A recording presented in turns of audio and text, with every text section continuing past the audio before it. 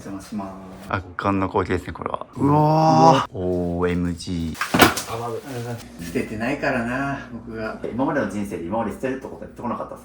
まあ、ほぼやってないですね。ちょっと待ってください。これはいるやつにしようかな。カズマと言います。年齢は33。家帰ってきて、ああ、これ片付けないとな、みたいな、そういうのない感じにやっぱしたいですよね。どうですか、紙袋いりますか？言いません。うわー、すごい。カメラ回してないとこで急に捨て始めた。始めましたまた。スイッチ入りました。入りました。2日目なんですけど、とりあえず入れっていう。最初なんでこんなに外箱捨てないんだろうっていうのが分かんなかったんですけど、こんだけ積もり積もるとやるのめんどくさくなって後回しにしちゃいますね、これ。大量生産、大量消費の社会の闇を見てる気がします。おお、飛ぶ。物に殺されるとこだった。すごい、段ボールの山。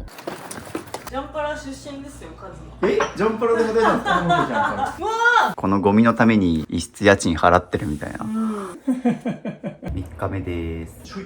段ボールの山がいっぱい。上から見るとやばいっすね。おー、天井が高い。引っ越し先新居です。何この空間。バーカウンターが。バーカウンターの家に。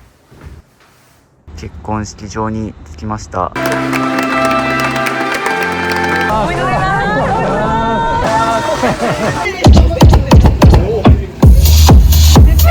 おお、犬がビデオにおいで。犬とかお子さんが赤ちゃんの時はもう散らかしていいゾーンを作って、そこ以外を徹底的に片付けるっていう方針にしていますね。消耗してもらうのもそうなんですけど、一旦全部出します。収納を片付ける時の鉄則は全部出すということで、まあ常備薬も正直多いですね。一度に買いすぎ、サプリとかにも有効期限はあるんで。そこです。おー、どうですか？入れる中に。片付け終わってリビングはこんな風に床が広い。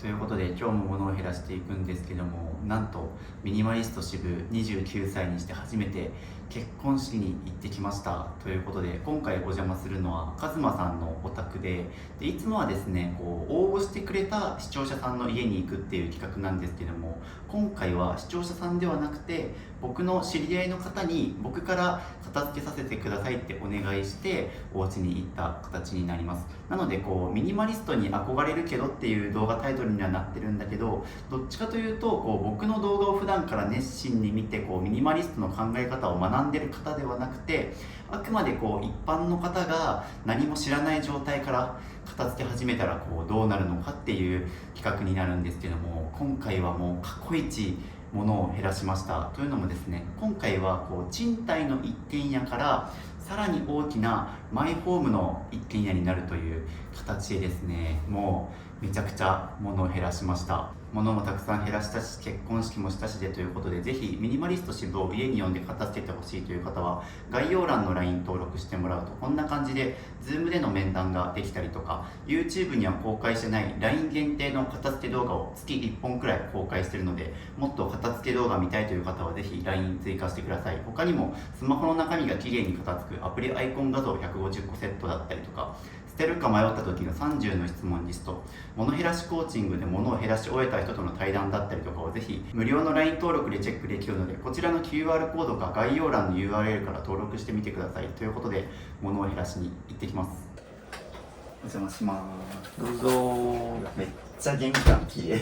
玄関だけっすね。玄関だけ。玄関はおー、スマートロックが2つついてますね。今回家を片付けるカズマさんです。玄関をちょっと見させていただくんですけど、この辺りとかはお気に入りのものだけ置いてるなっていう感じで、ちょっとここも見たりしてもいいですか？どうぞ。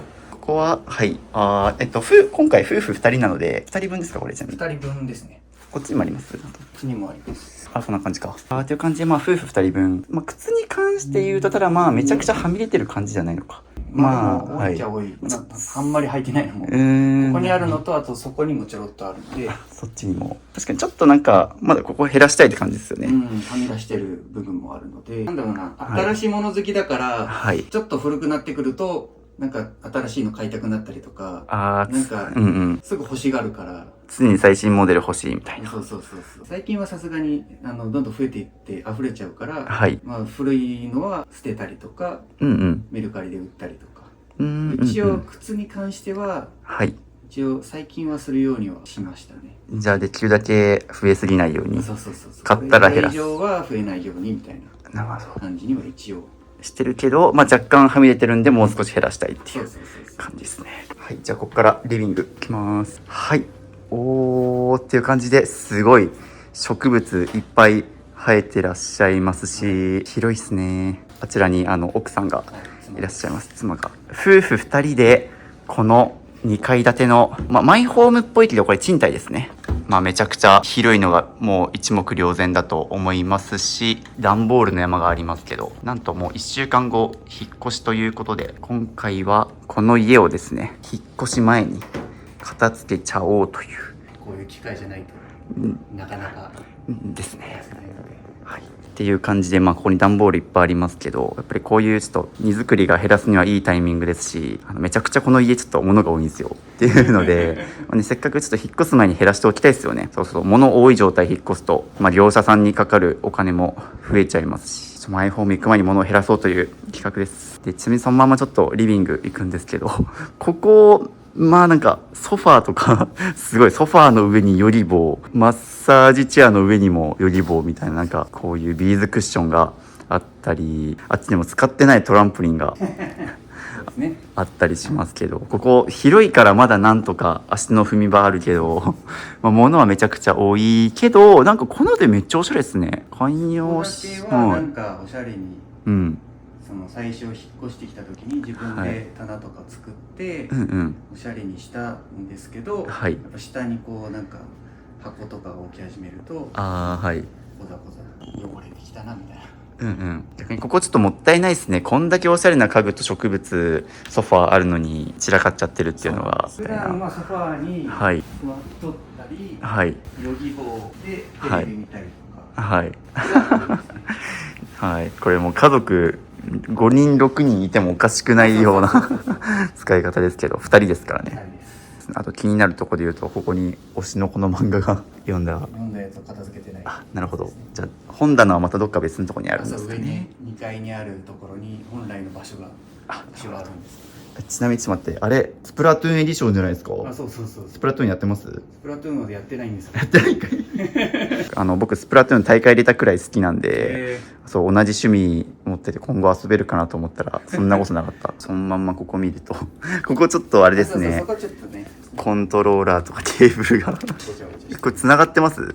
それ繋がってます。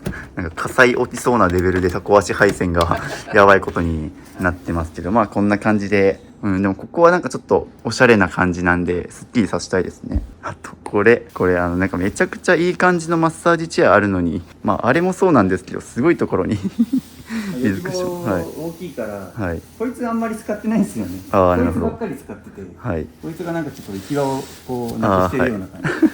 これもちょっと減らす候補ですかね。マッサージチェアは毎日なんか使ってる。毎日使ってるのか。じゃあなおさらない方が多分スムーズに座れるかなと。めちゃくちゃいいものがありますね。って感じですかね、この辺りは。そうですね。このソファースペースからあっちがキッチンとダイニングテーブルで、あとあそこで奥さんが今仕事してらっしゃいますか。ちなみにここ行くとここにキャリーケースがありますけど、先月ハワイに行って、で中身だけ出して行き場がないキャリーケースです。どこに置こうかみたいな感じでそのまま置き去りにされてます。もう2ヶ月間くらいこのダイニングテーブルのすぐそこにこんだけ家広いけど置き場所ないんですね。どこに置くかわからない感じ。なるほど。その物の場所がわからないみたいな話で言うと、僕のチャンネルでよく言ってるのが、物の住所って言い方をするんですけど、要は物の住所が定まってないってことは、シンプルにまず物が多いんですよね。で使うものって絶対定位置定まるじゃないですか。っていうので、例えばテレビがあるんだったらリモコンはなんかリビングのテーブルの上とか。なんでも、ここで仕事してらっしゃいますけど、パソコンは普段ここで使うからここに置くとかっていうみたいに、使っているものって絶対に定位置が定まるから、逆に言うと物が散らかる状態っていうのは物の住所が定まってないからっていう話をよくするんですけど、そうですね、あそこはちょっとシンプルに多分キャリーケースとかって上に物置きスペースあると思うんですけど、そっちが多すぎちゃって置く場所がなくなっちゃってるっていうな。あとは上げるのがめんどくさいとか。とか階段ありますもんね。っていう感じで、あとここはそのままダイニングテーブルですが、ここは多分ね仕事スペースにもなってるだろうし、とはいえ半分ぐらい。そうですね、今ちょっと結婚式の準備のために。なるほど、結婚式の準備用にあそこに花が。そうそうそう、ウェルカムスペースとかに置くためのやつを最近買って、でそれを直してないっていう。もう設置のイメージはつかんだから、直しとったらいいんですけど、書類とか片付け苦手なんで。ちなみに物が多いご家庭に共通してるのがテーブルが半分物で埋まってるみたいなでご飯食べる時だけどけるみたいなですよね。ちなみにこっちに水槽ありますね。これ何ですか？エンゼルフィッシュってやつ。電気つけましょうか。はい、電気がつくんだ。おーっていうのでエンゼルフィッシュちゃん。ちなみにそのまんまこっちを見るとなんかこれドアがありますけど、これは一体在庫在庫ストックですね。結構詰まってますね。洗剤系だとかティッシュ多いティッシュペーパー、これティッシュペーパーがなんかAmazonかなんかのセールの時にまとめて買って、想定以上に来てる、一生なくならないんじゃないかってぐらいの量がまとめてきちゃって、とりあえず全部ぶち込んでるみたいな感じですね。そうですね。あとこの辺り飲み物とか、ここはともかく、ちょっとティッシュは多すぎですね。そうなんですよ。これまさに多分Amazonブラックフライデーとかですよね。とかでみんな安いからっつってまとめて買うんですけど、結局こうやって使い切れずにみたいな。ティッシュはまだしも、これが食品とかだと賞味期限が来て切らしたりとか食べ過ぎちゃったりとか。基本的には買いすぎだし、あれですね、それこそ Amazon とかって最悪必要になったら翌日届くじゃないですか。すぐ届くから。そうなんですよ。なんで基本的に必要な時に買うっていうのが一番無駄がないですね。何十円の差なんですけどね。でその何十円の差じゃないですか。これって別になんかティッシュに限らずなんですけど、例えば調味料とかもみんなそうやってまとめて買ったりとか、大容量で買った方が1ミリあたりの料金安いからっていうのをまとめて買いがちなんですけど、経済学上だと実はこまめに買った方が安いみたいなのがあったりして、結局こんな感じでたくさんあるとまず何がどれだけの量あるかって把握できないから、無駄に買っちゃったりとか、あった奥の方にみたいなとか、使用量が結構ガサツになるんですよね。たくさんあるから使っちゃえみたいな、必要以上に使っちゃうから、まとめて買った方が1枚あたり安いとか風に思っても、そうやって数十円の差だし、それで無駄遣いしちゃったら結局多少高くてもこまめに買った方が実は節約になるみたいな話もあったりするんで、なのでね、今回片付けをするんですけど、買い物とか生活習慣もちょっと見直しというか、ちょっとアドバイスしていけたらいいですね。今後減らした後もそうやって無駄に買いすぎないようにっていうのをしないと多分また増えちゃうので、そのあたりもいろいろ指導しつつ、このまんまキッチンはキッチンも広いからどうにかなってるっていうのはありますね。スープがですね、これはAmazon定期便の闇を闇があって、闇ってなんですか？Amazon定期便でちょっと安いからって言って、Amazon定期便でポチって、で解除するのを忘れたりとか、来るタイミングの設定をミスって、まだ全然あるのに追加が来てしまって、あ、しまったみたいなで賞味期限だみたいな感じになることが多々ある。Amazon 定期便の闇。期限はさすがにまだそうですね、あと1年あるけど、結構これ2人で1年、毎日飲んでたら毎日飲めばですね、全然大丈夫ですけど、毎日は飲まないからそうですね、そうなんですよ。でこれ多分また賞味期限近くになったら早く使い切らないとっつって、もう毎日晩ご飯スープで飽きるみたいな風になっちゃうから、ティッシュしかり必要な時に必要な量だけ買うっていうのはちょっと見直していきたいですね。この辺りとかちょっと見ていいですか？収納多いな。はい、ちょっと一個一個突っ込んでると永遠に終わらなさそうなんで、もうまとめてガバッといっちゃいますけど、結構ありますね。キッチン周りも食器とかがいろいろ置いて感じですね。これあれか、鬼のようにストローがコストコなんですね。しかもこれこのチャンネル、物が多い人の共通点にコストコ会員っていうのを挙げていてですねうわ、コストコある。コストコ前会員でした。なるほど。物が多い人大体コストコ通ってるみんなあそこでまとめて買っちゃうんですよ。無印良品の美味しそうなカレーがすごいいっぱいあり、多分賞味期限切れてて、マジですか？本当や賞味期限切れちゃってますね。ここも結構ガタガタしてます。ちょっと見ていいですか？本当だ。サプリメントとかが、これなんだ？シリマリン。海外の輸入のサプリとかを買うのが好きなんで、うんうん。はい。そのサプリとかがいろいろね、ライフエクステンションとか僕も使ってますけど、一応キッチンだけどここを薬入れにしてるみたいな。そうですね、ここに水があるんで、ああ、なるほど。ここで飲むみたいな。動線的に、そうですね。ここは良さそうですね。場所は問題なさそう。ここにもあ、ここもそうなんだ。あー、すげえ。ここになんかガスコンロが、薬のところにこのガスコンロがあったりっていうのはちょっと。だんだんはい最初は薬ここだけだったんですよ。はい。だんだん在庫が増えていって侵食していって、はい。侵食していってみたいな感じであー3段目まで来てるみたいちゃっな感じです。たみたいな。っていう感じのキッチンですね。なんか冷蔵庫やばいとかあります？そんなにもないと思いますけど、そんなに入ってないんで。まあ確かにここはそこまでぎゅうぎゅう詰めではないかな。多分やばいの冷凍庫ですね。ここの冷凍庫はそうでもないんですけど、はい。ああ、これナッシュレンチンしたらそうそうそう。ね、弁当が食えるやつ。あ、これコストコのコンパンですか？あそうそううわ、これめっちゃうまいっすよね。これ美味しい。僕も唯一コストコで好きなのはこれ。やばいって言った冷凍庫が、はいこれが冷凍庫なんですよ。あ、こっちにもあるんだ。うおーあ、これはやばい、確かに。この下まで全部ですもんね。詰まってるんですよ。はで上からこう入れるやつなんで、はい整理が全くできてなくて、はい上しか使ってないからもう下の方とかもうわけわかんないですよね。い。うんうんうん。闇です。闇。しかも取り出すときにこう一個一個、ね、こうバーって取り出しに行くみたいな。そうなんです。すごいめんどくさいです。もやしあるけど、これ賞味期限切れてません？賞味期限が切れてます。冷凍してるけど、まあまあいいかみたいな別にもやしって30円とかなんで食べたくなったら買ったらよくないですか、まあそうそうと思っちゃいますけど、多分なんか買って余ったからとりあえず冷凍みたいな感じですね。なるほどね。ちなみにあとお掃除ロボットがあったり、今勝手に開きましたけど、スマート家電類がこれあれですよね、エコバックスエコバックスの吸引とモップがけ同時にできるやつ、そうそうそうめっちゃ豪華なやつですね。でかいでかいですね。し、ちょっと若干この辺りまあ埃かぶったりとかははいしてますが、ハイテクものは大好きなんで。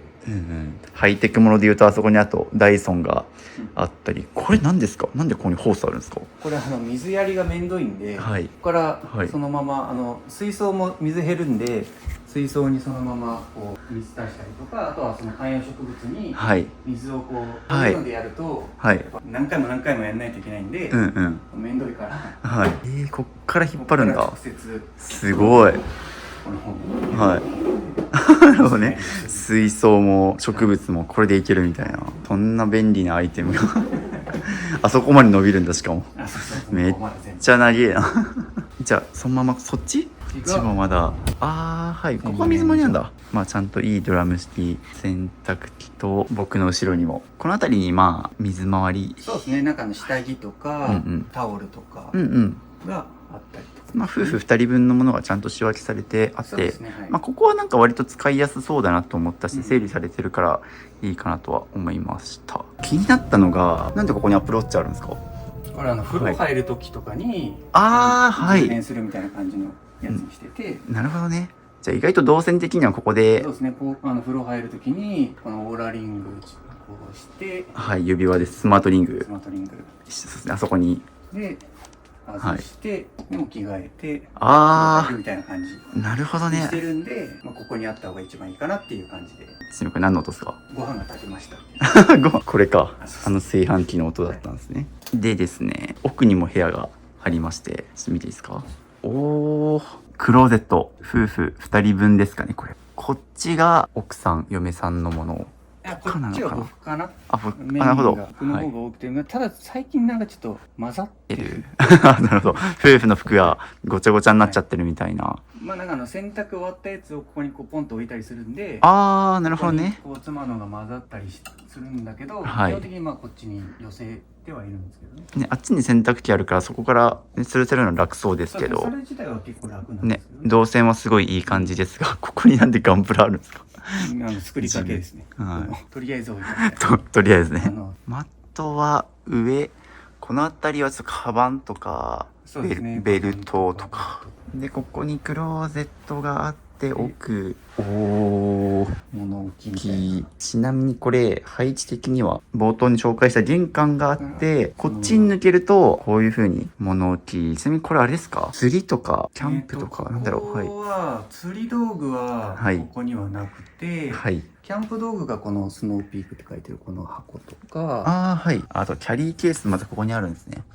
で言うとまあなんかここ物減らしたらさっきねリビングに置いてたキャリーケースとかここにあるし、そうそう、本当はここに置こうかなと思ってたんですけど、はい、ちょっと置き場が今ないからそうですね、ちょっとここ減らしてちゃんとキャリーケース置き場みたいなの作りたいですもんね。ここもまだ片付いた方なんですけど、もっと物が多かったんで、ここはなるほどなるほど。じゃあ1階はこんな感じかな。そうですね。2階に行きますか。過去一長いルームツアーな気がしてますこの時点で今素材38分あるんですよここに植物がちょっとこいつ枯れてるんで捨てる予定なんですけどなるほど。なかなかあっちこっちに植物あるから結構管理大変そうですね、一応さっきのホースで2階までここまで引っ張れるんだ。引っ張れるんで、すごいですね。こっからホース引っ張れるんですね。こっちに仕事場ここに書斎がに座って会社の書類とかその辺をもう調べてるみたいな感じですね。なるほどなるほど。ここがカズマさんの仕事部屋兼書斎っていうのですごいもう片付いてないんで、どんどん積み上がりで、ここ見たらなんとなく職種が分かりそうな気がしますがあとそのままこっちにテレビありますね。これは PC ですね。一応パソコンなんだ。パソコンですね。本当レグザ PC って書いてる。ついてるやつ。相当前ですよね。2012年って書いてるから。なんかで使ってたやつをそのまま置いてみたいな。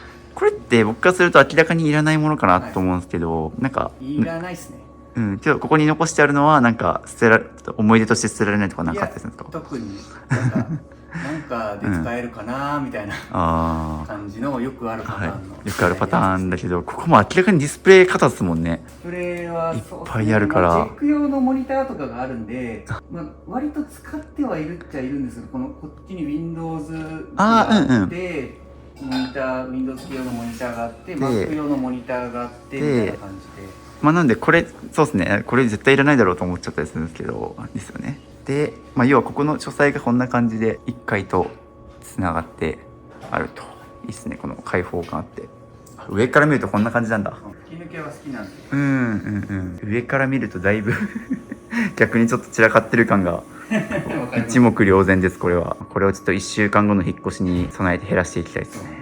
なるほど。でそっちにまだちょっと部屋がいくつかあったりするんですけどもまずもうここから両方あるけどこっちから行きましょうか。うわー、まずここにいきなりもう外箱バンみたいな体もんなこれ。これも箱部屋って言ってる。箱部屋初めて聞いた。みんな南道とか物置部屋とかはなんかよく言うし見てきたんですけどね、あれとかほぼ空箱ですね。外箱しか置いてないもん、これとかこれもそうだけど全部外箱。これもあれも箱部屋ですね。これは完全に箱部屋です。これ正直言うと別によく言ってるのは、僕外箱を結構捨てるように言ってて、別になくても売れるんですよね。それこそ最新ガジェットが好きだから使わなくなったものは売るっていうのはなんかちらっと聞いたんですけど、とはいえ例えばこれねすごいでっかいけど、ないからといって別に何万円の減額になるとかはないし、どんだけいいハイブランドの家電とかでも箱は1000円2000円とか、いいやつでもですね、そうじゃないやつとか多分もうあっても100円とか数十円のものとかも全然あるから、それのためにもう本当に、要は外箱のために家賃毎月払ってるみたいな感じですよね。これ例えば家賃は聞いてないからあれですけど、仮にここに家賃5万円かかってるとしたら年間60万円くらいこの外箱に吸い続けられてるみたいな計算ですから、これ多分捨てた方が逆に安いですね。あと DJI とかそういうハイテク家電系のやつがここに、さっきのダイソンのやつとかこれか。そうあとここにあれがありますね。これはもういらないですね。はい、みんな大体これ買って使い続けてる人ほぼ見たことないみんな家で運動するっつってこれ買うけど、みんな使わなくなるやつですね。これジム契約しますもんね。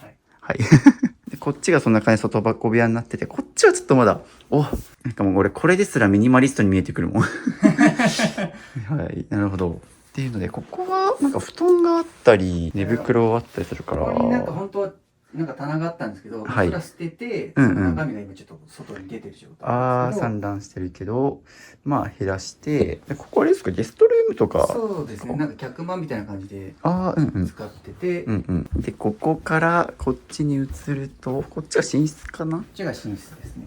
おお、ああ、ここでじゃあ夫婦2人ではい。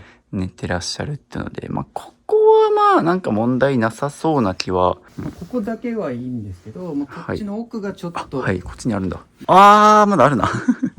結構、服が。ゴミ袋そのままあったりとかね。ああ、本当だ。はい。とか。これは結構いらないものを多めに。ああ、冠婚葬祭用のスーツとかですスね、ーツとか。これはスカートだから嫁さん、奥さんのものって感じか。あ、ここに外箱まだあるんだ。で、こっち行くと、おー、はい。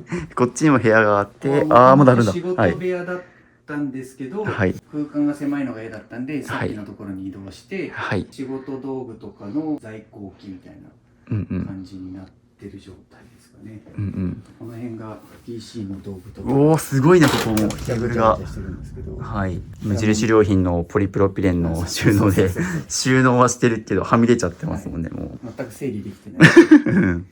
絶対いらないやつもいっぱいあるんですまあ、こことかはなんかところどころ、なんかシール貼って管理した形跡けど。が。そうそう、管理しようと頑張った形跡はあるんですけど、あんまりしきれてない。はい。ちなみになんかシール貼ったりはあれですか？なんか例えば整理収納アドバイザーの検定持ってるとか。いやいや、全然そんなんないです。ああ、もう普通に。こういう出力できるやつを買って。ああ、テプラとか。テプラみたいなやつ。で、自分でやってるんですね。よく言ってるのは自分の身長より高いものを置くと、まあ圧迫感もあったりとか危ないのであんま良くないよって話はしてるんですけど、松岡修造さんのカレンダーがありますけど。シャレで買ったやつですね。これいつのカレンダーだろう。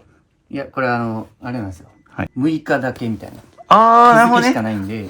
年中使えるんだ。年中使えるみたいな。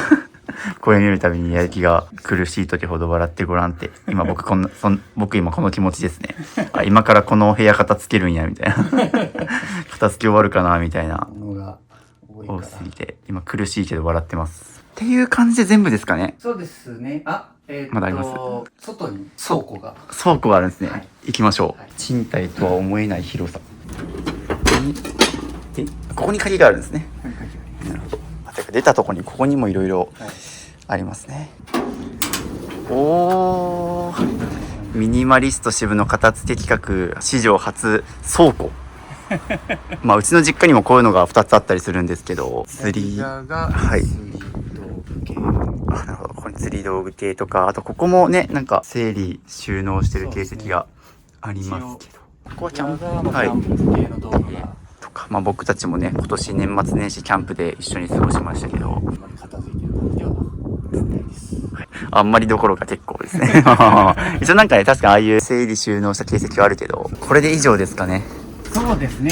やっとカズマさん一家の方も全部紹介し終わりました。もう今この時点で今動画60分あります。投げ。はい、っていう感じで片付け前の家をちょっとルームツアーをさせていただいて、カズマさんが何者なのかっていうので、はい、まあ、自己紹介をしてもらったりとか、で逆にこう物を減らしてどんな生活してるかとか、逆に今までこう片付けに取り組んだことあるのかとか、ちょっといろいろ聞いていくんですけど、じゃあ早速自己紹介をお願いします。さっきから、ちょこちょこカズマと呼ばれてますけど、はい、カズマと言います。年齢は33かな。今年33。今年34かな。34と、ちょうど僕と5つ年上ですね。で、仕事が、ソフトウェア開発とか、そういったことをやっている会社をやってます。はい、なんか多分映像にたびたび入るスピーカーがすごい巨大だったりとかすると思うんですけど、はい、オーディオがちょっと好きだったりとか、映像を見るっていうことで、アニメが好きだったりとか、映画を見るの好きだったりとか。でいうと、関係性で言うと、多分2年前ぐらいから最初はなんか友達の年越しカウントダウンで家に行った時にいらっしゃって、そうですね、でそこから最近も年越しキャンプとか、なんかこう友達と遊ぶ時にいるみたいな感じの関係性で。で今回多分プライベートで11で会ったのは多分初めて。そうですね。何回かお会いはしてますけどみたいな関係性で、飲んでたりすると家に物が置くみたいな話をして、で聞いてみたら、結構この写真を見せてもらったりして物多いねみたいな。でさっきも言ったんですけど、これ撮影が本当3日4日前とかに急遽決まって。そうですね、結構バタバタね。バタバタもう来週引っ越しだからちょっとこのタイミングで減らしたいっていうもう絶好の機会だったんで、今回ちょっと僕からお声かけさせてもらって、ぜひちょっと撮らせてくださいっていう感じで、一応何で申し込んだのかを改めて。そうですね、まあ、はい、僕としても捨てるっていう行為そのものが結構苦手で、妻とも結構これ捨てるぞみたいな時に結構喧嘩したりとかしたぐらい、はい、なんかいやこれはとかなんかいう感じで結構ストレスを感じるタイプではあったんですけど、とはいえやっぱいらないのはいらないし、っていうのはまあ分かりはするので、でやっぱこの機会でやっぱなんとかしたいなっていうのがあったりとかで、そういうのが苦手なんで捨てる感覚みたいなのをちゃんとこう身につけときたいなみたいなとかで、なるほど。でいうと奥さんの方がまあちょっと押し入れにぎゅうぎゅうに詰めるタイプであるけど、まだ定期的に片捨てたりとか捨てたりとかはしてるから、まあ、どっちかといえばまだ捨てられる方で、身軽に引っ越せるようにしときたいっていうのがあるので、これ以上は増やさないようにしようみたいなのは決めてたりはしますね。その範囲内で、はみ出た場合をちゃんと減らすみたいなのはそうですね、やってるけど、まあ、風間さん側は、まあ、要はそれをやらずに今物置部屋が大量にできちゃってるけど、さすがにもうちょっと減らさないとまずいっていうのは今感じてるタイミングですね。まあ、生地経済力と家のスペースがあるから多分増やせちゃうんですけど、次引っ越す家もここより広いところになってるじゃないですか。そうですね、まあ、多分それもたくさん物買えるようにとか置けるようにみたいな、まあ、単純に広い空間が好きなんでっていうのは大きいですけどね、いっぱい物が置きたいかと言われるとそういうわけではない。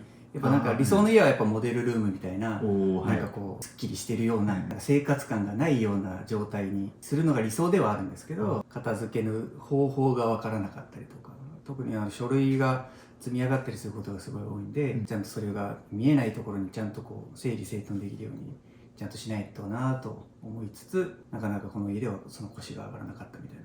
それこそ収納はいっぱいあるからちゃんとその範囲内に収まれば多分すごい綺麗な家になるはずだし、このテーブルであるとか後ろの背景がそうですけど、ね、多分家具入れた時はめっちゃモデルルームみたいで綺麗だったんですちなみにこの家って住んでどれくらいですか？4年か5年ぐらい、5年かな。でも最初一人ですか？そうそう。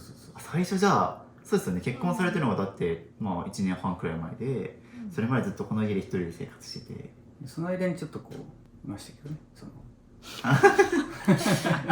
聞かない方がよかったそうですね、じゃあ5年間この家で生活してってたまったものが今そこに。そうです。5年間物を増やし続けた結果、その前の家もあるので、前の家で増えた荷物とかもそのまま捨てずに持ってきてるから、増えたものをそのままさらに増えてみたいな。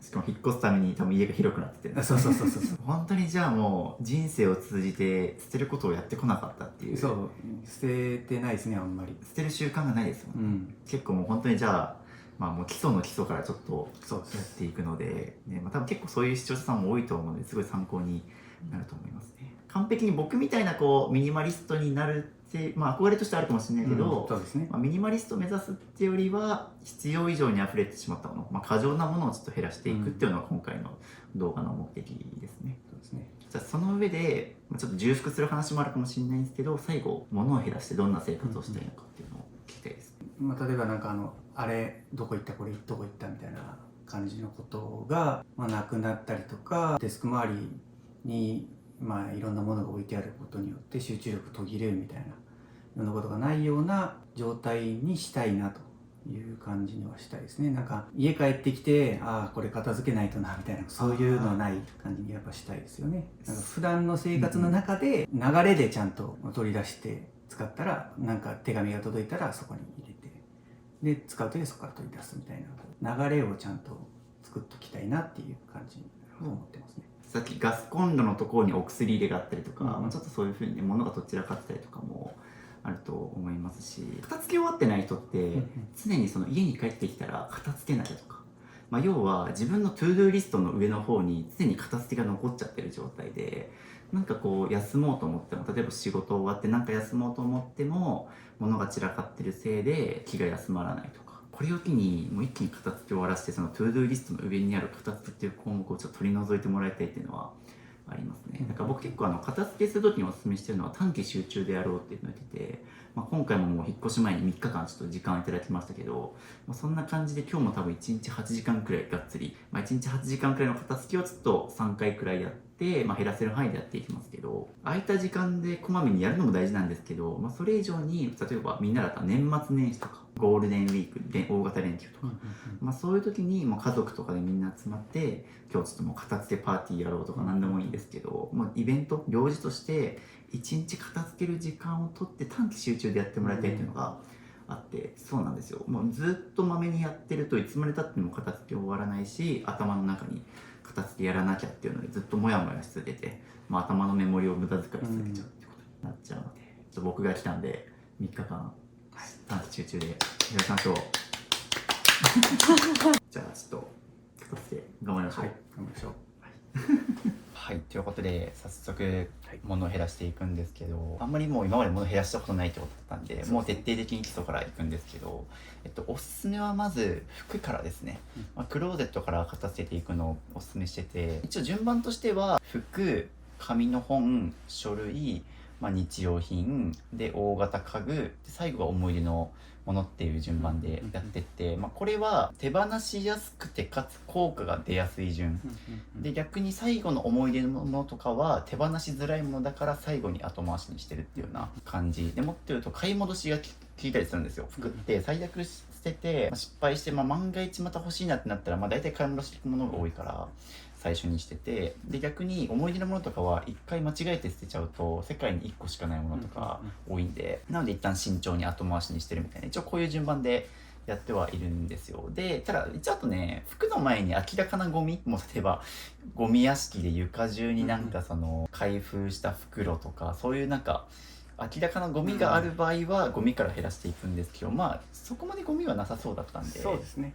はい、もうなのでこのセオリー通りまず服から減らしていく、で服減らし始めると何がいいかっていうと、多分カズマさん毎朝起きたら、ここ来ますよね。そうですね。ここで身支度をする、で服って毎日のことだからこそ、もう早めに減らして、でちゃんと何がどれだけあるかとか、着る服がパッと取れる状態になると、毎日のことだから効果感じやすいんですよ。思い出のものとかって、減らしても別にそんな毎回見返すもんじゃないから効果感じづらいけど、服は減らすのは割と、ゴミ袋詰めるだけとか、最悪売るってなっても、リサイクルショップ持っていくってなっても布物だから割と、車がなくても持ってきたりとか、持っていくのも簡単、捨てるのも楽だし、減らした瞬間からそんな感じで毎朝の身支度がすごい楽に効率化されるから、まず服からっていうのもおすすめしてるし、あとみんなね、服増えがちなんですよ。それこそハイテクガジェットが好きだからガジェットの発売日に買うとかあると思うんですけど、みんな服ってなぜかちゃんと今着る分必要十分にあるはずなのに、春夏秋冬季節ごとに買いがちなんですよね。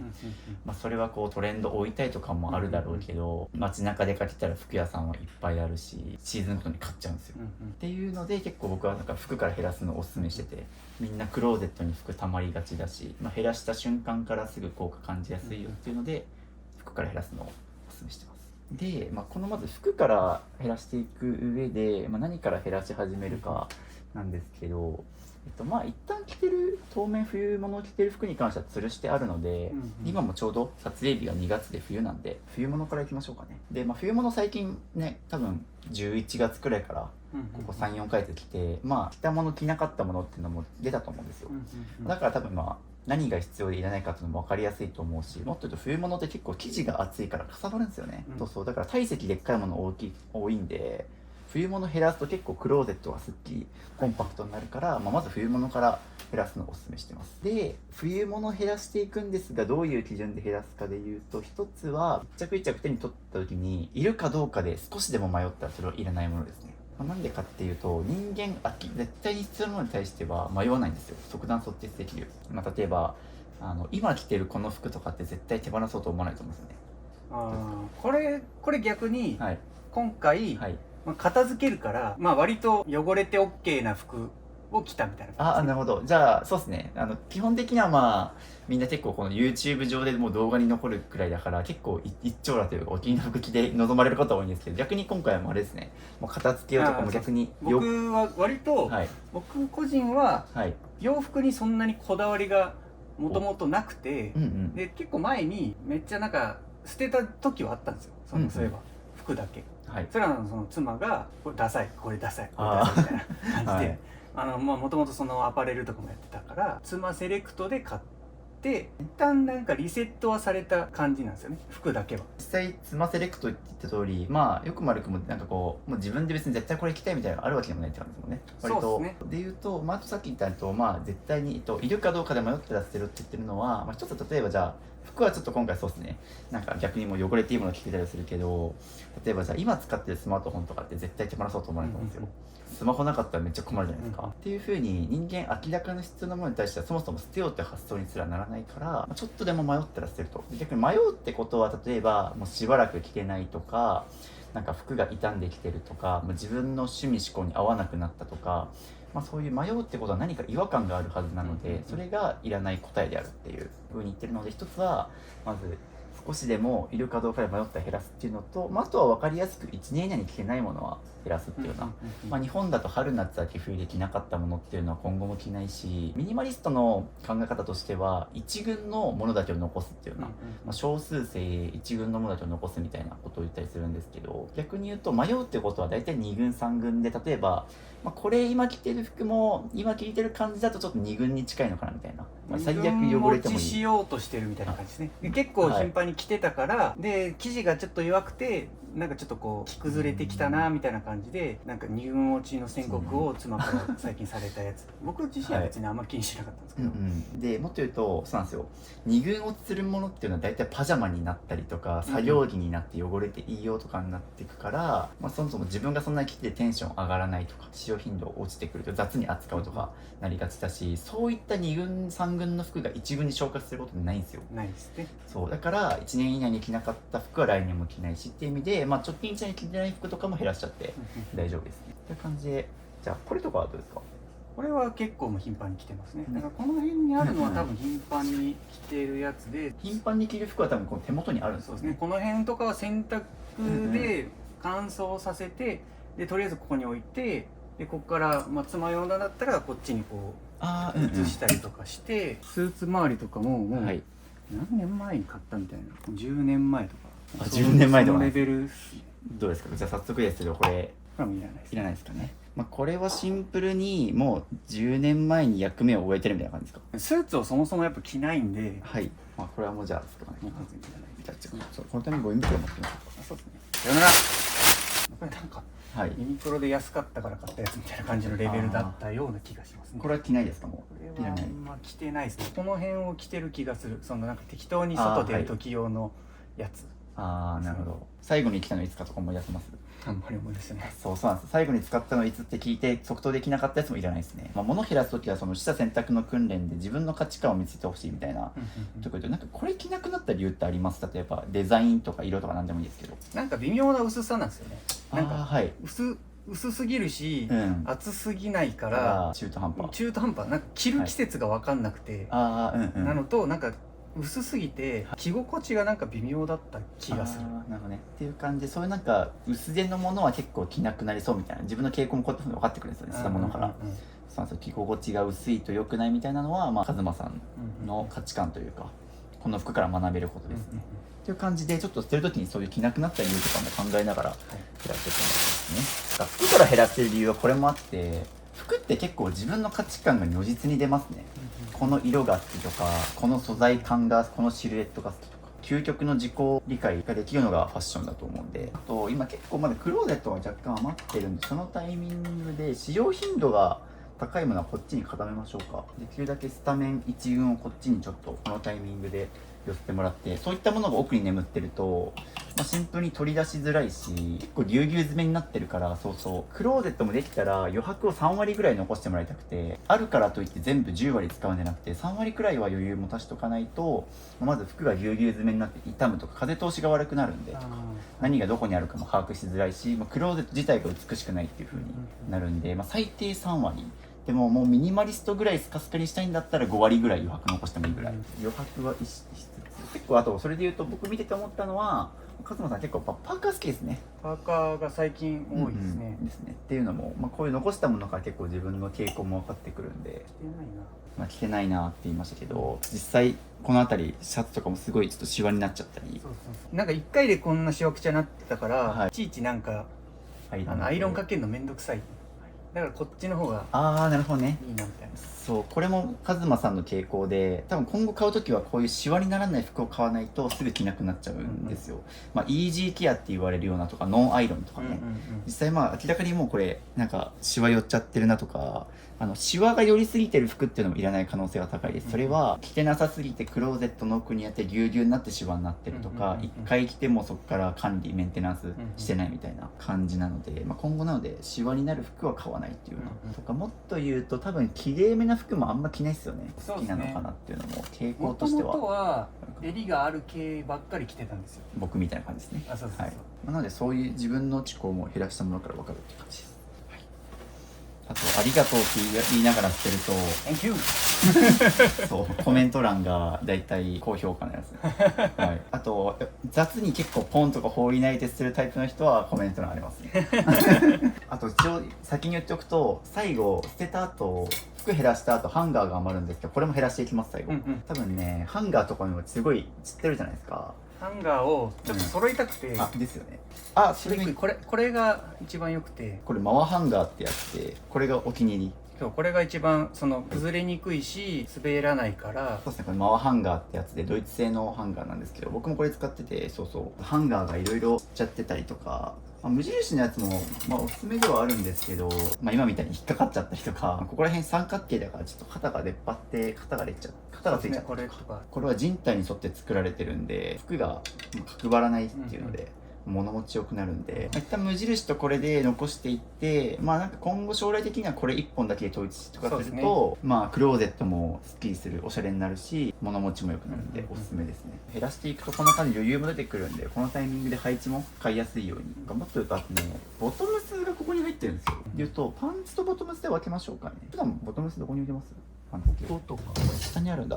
このタイミングで吊るしましょうか。一番理想はもう衣替えがいらないくらいまで減らすことなんですけど、なんかそこに埋もれてる顔なんですか？そこになんかすごいバーンって埋もれたりとか。これはなんかハワイにいた時に多分出したやつで、はい、なんか水着とか夏物のなんかが入ってるやつとかですかね、多分。でいうとこれも多分なくせると思います、ケースごと。多分そこ結構下空いたじゃないですか、今ので。ここにバーンってなんかすごい位置に置いてあったんで、結構ここみんな置きがちになっちゃうんで、できるだけ減らして見えるようにしたいですね、風通しよく。おお、結構でっかいのが。これはパジャマとかじゃなくて普通に着てるやつ。あ、そうそうそうそう。ちょっとこのタイミングでここを見ましょうか。まあいらないものがあれば、よりミニマリスト的なアドバイスをすると、まあなんか一応1年以内に着てるとかあるかもしれないんですけど、まあ本当にお気に入りの服って1年に1回どころかもう何回もリピートするじゃないですか。まあそういうもう繰り返し大好きで絶対着てるみたいな服を優先的に。で逆にもう残してるから着てるってパターンも結構あるんですよ。まああるから有効活用しようと思って着てるけど、まあめちゃくちゃ好きなわけではないみたいな、そういったものもできるだけ減らした方が数は減ります。だと今夏服全部吊るしてもらってるんですけど、まあ、一応これやってもらってる理由としては、一旦全部吊るすことで自分がどんな服持ってるかっていうのがこう見える化可視化できるんで、まあ、こう比較しながらこれは着回しできるからこれ残そうとか、逆に着回しづらいから減らそうとか、まあ見比べた結果、まあ、こっちの方が着たいなとか、そういう風に分かってくるんで、捨てる効率上がるから一旦全部吊るすようにしてます。はい、という感じで全部一旦夏服吊るしましたけど、どう思いました？これ吊るしてみて。多分ですね、ボトムス、僕多分この吊るすという行為が面倒くさい気がして、ああなるほど、バーンと置きたくないって感じですかね。洗濯した後にくるってしてポイっていう方が僕はやる気がすると。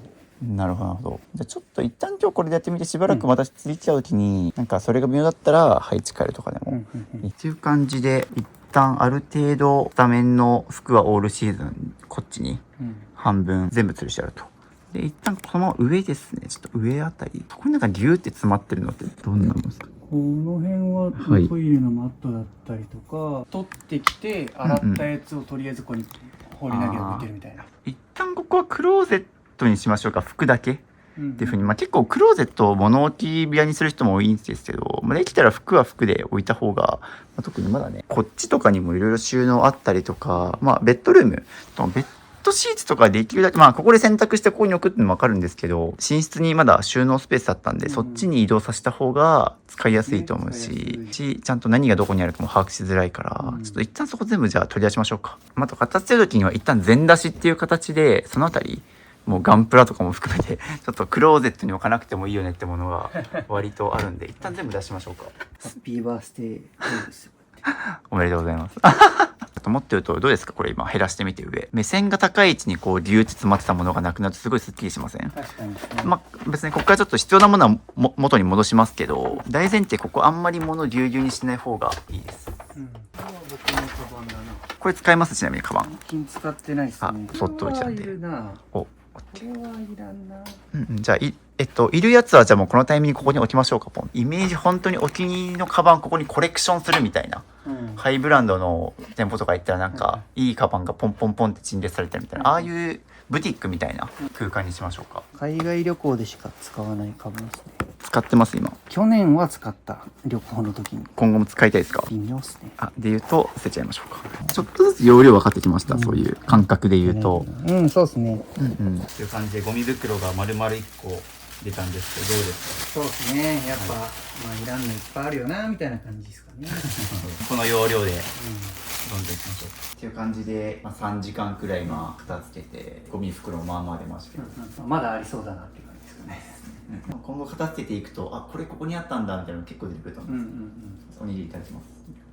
はいという感じでカズマさんのは全部一旦もう見終わりまして、上もめっちゃ開いたし、夏物のパンツとかも含めて全部ボトムスはここ、今使ってる冬物はここで、夏物も全部ここに吊るして、で衣装ケースであそこに結構ぎゅうぎゅう詰めになってたやつも減らして、ここにもう全部もともとこういうのがあったからここに靴下とか下にも全部詰めて下着ケースみたいな感じで結構減りましたね。どうですかこれで事足りそうなそう感じですね。ですね。事足りると思います。あとはパートナーのものがあるんで、ちょっとこの後仕事が終わったらこっちも減らしてもらうって感じで、カズマさんの服は一旦これで終わりって感じですね。いや綺麗なクローゼットになりましたね。でカズマさんのそうですね服とかもこんだけ3袋分いらないのは結構出てきたって感じですね。服に関しては僕が来る前も減らしたとは言ったと思うんですけど、こんな感じでまとまった時間を取って一気にバッて減らしたと、意外とこんな風にいらないものがまた。一旦クローゼットに関してはちょっとお疲れ様って感じですね。クローゼットにあったベッドシーツとかガンプラは上に持っていきましょうか。物はあるべき場所へということで。4時間ぐらい今やってますけど、ちょっと疲れたとかあります？若干疲れたですね。って感じですかね。そうですね。なんでちょっと休憩挟みつつ、一気にこんな一日片付けることないですもんね。ないっすね。だからね、やっぱ短期集中でガッてやらないとなかなか終わらないんで、やっぱさっきも若干クローゼット見てみてちょっとすっきりしたなとか、なんか変化感じたりしました。ああいうの見るとちょっとモチベーション湧くというか、なんか減らしていくとこんな片付くんだみたいなのどんどん勢いづいてくるんで、そういう意味でも短期集中でやった方がよくて、こまめにやっていくとなかなか変化を感じないから、なかなかモチベーションも続かないし生活も一向に変わらないみたいなのがあるから、休みの日とか連休の時にも一気に片付けようっていうのをいつも言ってますね。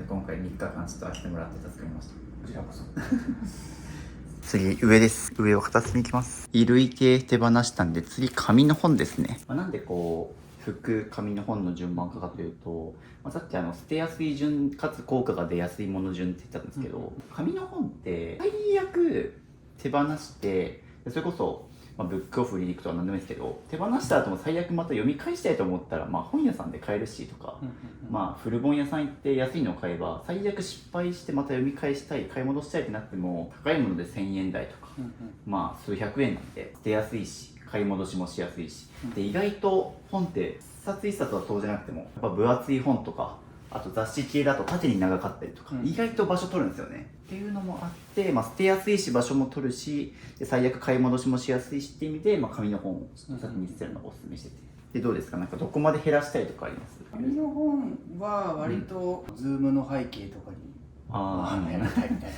メンタリスト大悟さん的なああいう空間に憧れがあるみたいな、あれはやりたいなみたいな感じはあるんで、権威づけみたいな感じもありますよね。本棚って本って読まなくても、ちょっとインテリ風を装うためにお客さんと話すときにちょっとちょうどいいんですよね。そういう用途で置きたいからですね。こういう企業の天才みたいな賢そうな本を置いてきて、漫画はちょっとこう別のところに置いといた方がいいのかなと思いますけど。じゃあズームに移れば OK みたいな感じですか？そうですね。もっと言うと本がね、本棚が今手前と奥で2段になってるんですよ。そういうなんか手前のやつは減らしてもいいのかなとか思ってますね。よくある話だと積んどくになってる本とかってあると思うんですけど、積んどくになる理由って今の自分のステージに合ってないものが多くて、例えば手に取ってみたらもうすでに知ってることが多くてなんか読んでてもつまらないとか、逆に言うと難しすぎて全然読むスピードがとかあったりするんで、積んどくも今の自分のステージに合ってないって判断してでいつか読もうとか思うかもしれないんですけど、そうなったらまた買えばいいんで、紙の本を捨てる時のアドバイスとしては積んどくになってるものはもういらない、手放して売るなり最悪また必要になったら買えばいいと、そうね、5年後10年後とかまた自分が賢くなったりした時にまた巡り合わせで読めたりもするんで、積んどくになってる方は自分のステージになってないとして捨てるっていうのをお勧めしてますね。いらない。カタログみたいな、カタログ的なのいらないです。確かにこういうのはいらないと。メンタリスト DAIGO さんの本があるけど、イメージこういうのがいいってことですか？こういう後ろに本棚がバーってあるみたいな。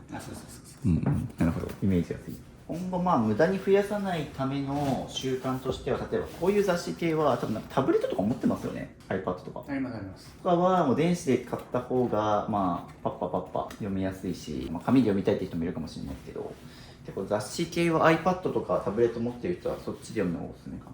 結構電子も使えますもんね。使いますね。電子も使い分けてる感じですね。なんか電子でいいやつは電子で買うし、なんとなく手に持って読みたいなみたいな感じのもの、なんか雑誌はなんか俯瞰してみたいから、なんかパラパラみたいな感じで見たいから、わざと雑誌は紙で買ってるみたいなところがありますね。逆に漫画とかは電子で買ってるみたいな。漫画はほとんど電子ですけど、なんかたくさん読みたいなとか、なんかこう集めたいなみたいなのだけ買ってるみたいな。こういう感じで。そう。いや作品は撮ってるんじゃないですね。そんな感じでなんかこれは電子で読めるからいらないとか、ふうにこんなところにプロジェクターがアンカーのやつ。プロジェクターってどこに投影するんですか？旅行行った時にホテルの壁にやって見る。プロジェクターとか使うだろうけど、なんかそういう本棚周りに置いとかなくても良さそうなものがあればとか、いらないものがあったら古典でしてもらって。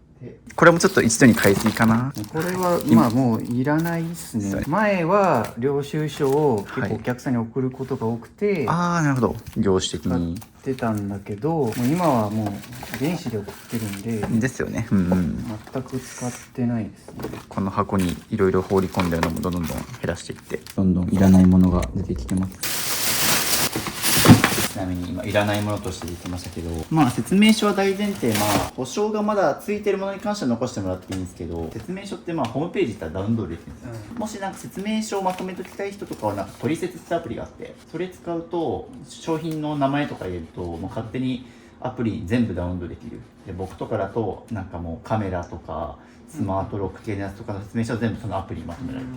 ぶっちゃけ説明書って見返さないから、別にアプリで保存しておく必要もないとは思うんですけど、万が一まとめていきたいって人はそういう取説ってアプリとか使うのをおすすめしてます。このタイミングで本棚に置かなくてもいいでしょみたいなものはちょっと移動させます。そんな感じでちょっと配置替えを、本はこことか、会社の7年分の領収書書類系はあっちとか、フィギュアはここみたいな。もう1週間後引っ越すけど、最低限ちょっと荷造りしやすいように物別に分類はしてあります。ガジェットはこことかね。あとちょっとここを最後片付けて終わりましょうか。ちょっとあんまりディスクの上にごちゃごちゃと散らからないようにすごい仕分けの仕方がしてあって、とりあえず入れっていうこっちは保証書とか請求書元本とかもろちゃんと分類してるけど、ここになった急にやる気を失った、その他みたいな感じですこれあれですか、坊主の寝る用のスピーカー。そうこれ買ったな。これあれですよ、寝る時につける耳栓イヤホンみたいな。これ使ってますか？ちなみにちょいちょい使ってます、仮眠する時とか。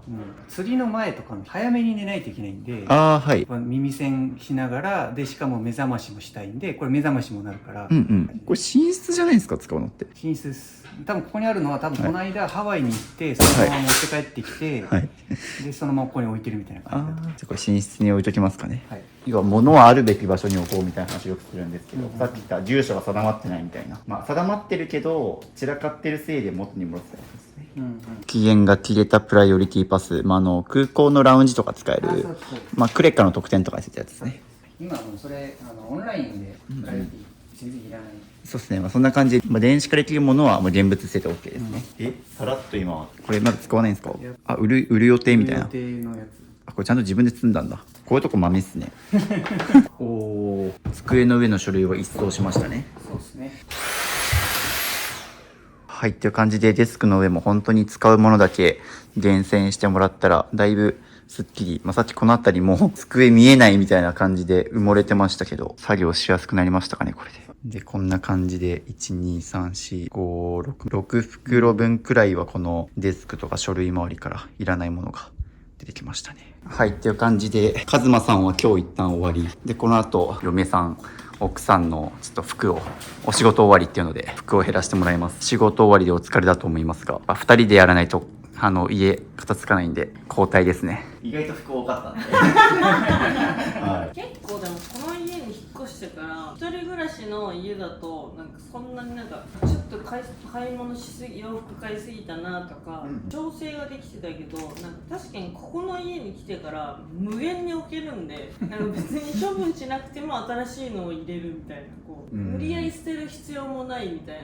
とりあえず買って物置置いとくかみたいになりますもんね。そうそれゆえに買い物も甘くなりますよね。普通もっと狭いとかだったらもうこれ以上気にし買うのやめとくかってなるけど、なんか本当は大きいクッションなんかこう良いメタモンのなんかクッションとか欲しかったけど、止められてる。さすがにそれは止めました。これだなピカチュウの人形までは許したけどちっちゃいこの辺ぐらいまでは許したけど、こんなでっかいメタモンはいらない。止めて正解って感じで、今度は嫁さんの服をどうですかこれ見てみて。わあすごい、でそうなんですよ。そこにもう夏服まで全部オールシーズン吊るしておーあるし、ここ見ると、パンツがここに全部オールシーズン、夏用の冬用のとかも吊るしてあるし、おもうカバンだけガンダムはあとも上にある。ガンプラね。でもっと言うと下ここら辺とかに全部靴下とか下着、季節物水着とか全部入れてあって、で右見てもらうとそこ空いてませんスカット。はいはいはい。そう、さっき衣装ケース2つ分減らしたみたいな。あとは、右に奥さんのものだけが今あるんで、ここをちょっと減らしてもらいたいっていう状態になっておりますっていうので、一応捨て方のアドバイスで言うと、今冬なんで、まず冬物から目をつけていって、で、いるかいらないかで迷ったら捨てるっていうのをお勧めしてますね。それは本当に必要な服はこう捨てるかどうか迷わないって言ってて、この服とか今お気に入りの服じゃないですか。お気に入りじゃないです。ここれも掃除用。掃除用みたいなとかそうですね、要は自分が本当に大事な服っていうのはそもそも捨てようって発想にすらならないっていうのが出てて、例えば別にこれ服に限らず、スマホとか例えば捨てようと思わないじゃないですか。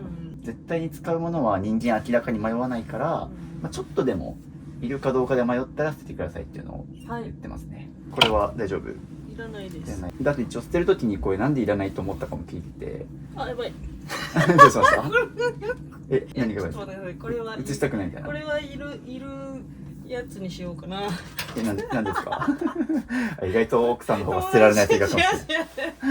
それはどうでしょうか？いかないんで。いかない。どういう理由でどっちもいかないですか？要はいるいらないで捨てていくんですけど、その要は原因分析なんですよこうなったの考えないとまたリバウンド傾向と対策つかめないんで。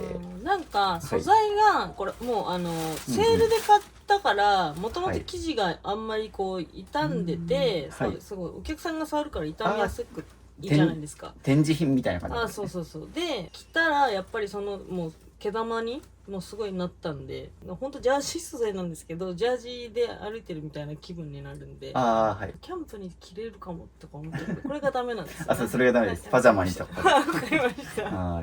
これ気に入ってるけど、もう新しいのを買ったんですよ。で使わなくなっちゃってる。まだ履けそうやけどどうしましょう。履いてる。みんなあるから有効活用しようっていうのもいいんですけど、大前提履けるから履くんじゃなくて履きたいから履くっていうそのちょっと前向きな気持ちがあるかどうかですね。という感じでゴミ袋が丸々1個出ましたね。どうですか？背中を押してくれるので、捨てやすいです。よかったです。それが仕事なんで。あとこれはシンプルに似合ってなかったです。試着はしました？しました。してもその時は可愛いなと思ったんですね。勢いで買っちゃって、2000円安かったんですよ。そこしかも安いしいいや1個ぐらい欲しいやで買うのをやめます。そうですね、今後安いからを理由に買わない方がいいですね。こんなもんかな。じゃあ下吊るしてる分は一旦全部じゃあちょっと下行きましょうか。これは何ですか？これパジャマですね。パジャマか。はい。着てないパジャマ。着てないパジャマ。着てるパジャマは今多分水回りに置いてますもんね。そうそうそうそう。そうだから多分ね、衣装ケースに突っ込んでる時点でもう使ってないから置いてあってるみたいな。そうそう。極端にしてもここ9割ぐらいいらない可能性ありますね。これもパジャマ系です、ね。パジャマ。例えばさっき言った感じで1回しか着てないけどみたいなもの出てくると思うんですけど、それだとさっき言った残してるから着るみたいな感じになっちゃうんですよ。使えるから残すとか、1回しか使ってなくてもったいないからっていう理由にすると、そうですね、やっぱり、もったいないから残す人めっちゃ多いんで、これも丸ごといらないですね。はい。感じでますごい。はい、そうなんですよ。これももういらないです。小池百合子カラーの、別にこれイコール小池百合子だとは思わないけど、まあまあ。これなんで着なくなりました？ちなみに。縮みました。なんで今後買うときはその洗濯できるかとか、まあさっき結構洗濯方法ミスって捨ててるパターン多いですよね。洗濯しちゃいけないのに捨てるとか。これも旦那が洗濯したんですよ。水回りとかここら辺も物がごちゃごちゃしてるから、もう適当に放り込んじゃうんですよね、多分。大事なものも。今後そのミスをしないためにも減らしといた方がいいですね。減らしてるうちに、カズマさんのなんか服とか出てきて、分別してもらいたいんですけど。はいはい。もうその辺はもう僕が把握しないレベルのものだと思うんで。という感じ、さっき向こうで話してたんですけど、ないまま生活してて困ってないから、ここに出てきたものをもう分別しなくてもいらないって言ってて、結局それなしで生活してきて困ってきてないわけだから今まで。こんな感じで多分またちょいちょいカズマさんのもの出てくる可能性あるんですけど。これもいらないです。どうですか？後ろ見てみて、例えばこのなんか空いてる空間とかって気持ちいいとか思ったりします？気持ちいいですね。なんか余裕がある。気持ちに余裕ができる。ですよね。そうそう、上とかもそうなんですけど、さっきぎゅうぎゅう詰めだったやつ全部減らしてるから、ちょっとなんか余白というか抜け感出てると思うんですけど、はい、最高です。そうなんですよ。だから置けるからとはいえ置いちゃうと、普段クローゼットで生活してて気持ちよくはないと思うんで、今後ちょっとこれをキープしてもらいたい。はい。これいります？それはいります。何かに使う感じですかね。そう。若干怪しいなってましたけど。怪しまれてる。収納を減らしておかないとこんな感じでまた放り込んじゃうから、できるだけ収納減らした方がいいんですけど。なるほど。収納を減らすっていうことですね。減らして最低限まで詰めた後でそれを仕分けするためにとかはあっていいんですけど、そもそも数減らせばそんなに仕分け収納しなくてもいいんで。すごい、押し入れの奥から大量の紙袋が今。どうですか？紙袋いりますか？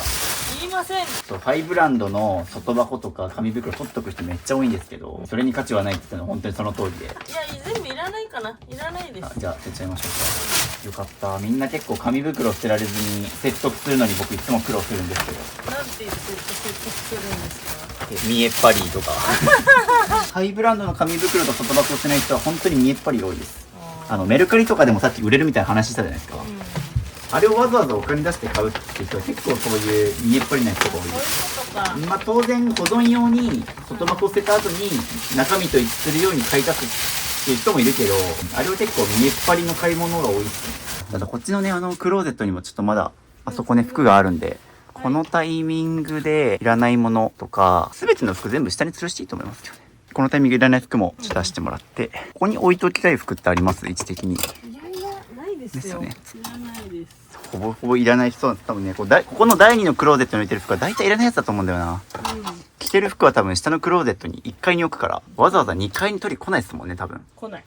そうだからここにある服はほぼいらないはずなんだよな。シャツも全部いらない。全部いらないみたいな。冠婚葬祭のジャケットだけみたいな。必要だったのはその1着だけなんで、下に持っていきましょう、それ。はい。一瞬で片付け終わった。2分ぐらいでここ全部いらない。はい。っていう感じで、夫婦2人の服がオールシーズンも全部、ボトムス類も含めて全部吊るしてあるっていう。で、上もここ全部、すごいスッキリ。奥さんの服はこれ1時間くらいしか作業してないんですけど、1時間で全部綺麗に片付いた。素晴らしいです。いや、1日でこのでっかいクローゼットが綺麗に片付いたのはめっちゃスピード速いですね。どうですかね？クローゼットパッと見たときに、例えば今まで下とかも上も全部ぎゅうぎゅう詰めだったじゃないですか。もう地震来たら落ちてきそうみたいな。雪崩起きそうみたいな感じでしたけど、こっちの方が気持ちよくないですか？そうですね。ちゃんと空間に余白が生まれたんで。そうそうそう。逆にね、逆に落ち着かないみたいな感じですね。何置こうかなとか考えちゃいそうで。最初の方は多分。なんでいいそうなんですよ。でも逆にそうなんですよ。逆に置かなくていいんですよね。そうそう、これを逆にキープしてもらいたくて。で、次の家はもっとこれより広いらしいから、多分もっとスカスカになるけど、そのスカスカが美しいというか、ブティックとかセレクトショップってそんな感じじゃないですか。そうですね。なんかこう、結構、全体がこう見えるぐらいの、そうそうそうそうそう。これが見えるぐらいの感覚で置いてますもんね。そうなんですよ、セレクトショップとか。そっちの方が気持ちよくないですか？確かに。逆に今までのクローゼットって、なんかもうファストファッションみたいな、ユニクロ GU みたいなぎゅうぎゅう詰めでバンバンバンみたいな。そういうのってあんま美しくはないと思うんで。安く見えそう。そうなんですよ。服も安っぽく見えちゃう、ぎゅうぎゅう詰めだと。っていう感じで、今後はこんな感じで、基本、服は全部吊るすとか、全部ぎゅうぎゅうに埋めないっていうような。ロボット掃除機ちゃんが下にちゃんと入れそう。確かに。下入れますね、これ。完全に入れるように。そうなんですよ。もうこことかほぼありましたかね、ほら。っていう感じで、すごいクローゼットが全部綺麗になりました。お疲れ様です。素晴らしい。多分明日朝起きてここ来たら感動すると思いますよ。何がどこにあるか一目瞭然じゃないですか。パッと取れるんで。って感じで、引っ越しまでの1週間、この綺麗なクローゼットで過ごしましょう。でちなみに、はい、1時間でこれくらい、奥さんの服を減らしましたね。まあ、服が3袋と紙袋やら収納やら、あとハンガーもめっちゃ余りましたけど。うおー、ちょっと待って。今日1日8時間でこんだけ、やばい。しかもこんだけ減らしてもまだ物大量ですからね、この家。まだこんだけ減らしても、この部屋が。やばすぎ。まだあるから。やばい、俺もうバグってる。こんだけ片付けたら、普通のご家庭は大体家超スッキリするんですけど、まだ。まだまだあるからね。はい。っていう感じで今日お疲れ様でした。8時間みっちり作業して、ゴミ袋の数が、1、2、3、6、17、18、19、まあ、ほぼ20袋ぐらい出ました。出ましたね。まだ上の部屋は、ほぼ終わってない。まだ全然終わってない。まだ物置部屋がまだ2つ控えてるんで。倉庫もありますから。いやでも1日目上出来でさえ、もっと捨てられない性格なのかなと思ったんですけど。まあ僕もなんか捨て始めて、いけるかもみたいな感じで。捨てれるわ、今日は、みたいな。おー、乗ってきてる。そう、だからせっかくね、もうマイホーム引っ越し前で、今が多分一番捨てるモチベーション高いというか、このタイミング逃したら今後多分一生捨てなくなっちゃうから、残り2日頑張りましょう。帰ります。お疲れ様です。そうです。なんかカメラ回してないとこで捨ててる。急に捨て始めた。捨て始めましたまた。まだあったんだ捨てるもの。なんか開いてる丸々1個。すご。スイッチ入りました。入りました。お疲れ様です。お疲れ様でした。じゃあ1日目終わり。明日また2日目来るんでよろしくお願いします。よろしくお願いします。はい、っていう感じで昨日のアウターが1日で売れて、翌朝にはもう配送ということで報道が早い。10分ぐらいで売れました。早っ。6000円で買ったのが4500円ですもんね。素晴らしい。送料手数料さっぴいても多分半額ぐらい返ってくる。ちゃんと圧縮してますね。いってらっしゃい。気分はなしでもいいですか？はい、っていう感じで2日目なんですけど、ご飯食ってますね。おお。じゃあ生野菜ですね。もこみちですか？オリーブオイルはかけない。オリーブオイル。おお、もこみち、一日、かずみち。かずみち。何それ？塩です。塩？何？ソルトこんなおしゃれな機械で振るんですか？初めて見た。そのまま振るじゃダメなんですか？岩塩は砕くんですか？ああ、なるほどね。それで機械化してるんだ。普通はこうやってこう、ね、そう。それの電動バージョンです。すげえ。何でも電動したがる。おお、優雅なランチ。どうでした昨日？今日2日目じゃないですか。昨日特にクローゼットを減らして、朝起きてこの服着たと思うんですけど、どうでした？入った瞬間がなんか全然違うんで、圧迫感がね、全然違ったんで、ね、朝の目覚めがすごい気持ちよかったと思うんですけど、僕が服から減らせって言ってる理由もそれが理由で、服減らすともう次の日の朝から効果実感できるんで。あと2階の仕事の場所、すっきりしたから朝からの作業がちょっとしやすかったですね。ああ、そっか。朝も早速仕事して素晴らしい。生産性が高い。そうということで今から2日目2階に行きます。っていうので2日目はこの外箱部屋とこっち、この2つを今日終わらせたい。じゃあ行きましょうか。外箱部屋行きます。はい。もうここまで行くとどこから手捨てたらいいか分かんないみたいな感じになると思うんですけど、直近明らかに売るものに関しては取っといてもらっていいんですけど、外箱、例えばこの外箱部屋の中にでもいるやつ、なんかこの3つこれ最新の iPhone15 と AirPods と Apple Watch。これは毎年買い替えてるんですよね。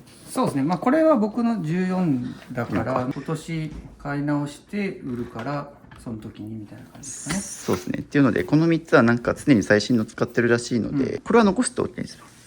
はい、もうすぐ売る予定があるんでっていうのは残してもらって、でもう当面売る予定がないものいっぱいだと思うんで、そういったものはもう全部捨てていきましょう。マジか、これ大量にゴミ袋出ますね。ゴミ袋がめちゃくちゃ大量に出ると圧縮もできない。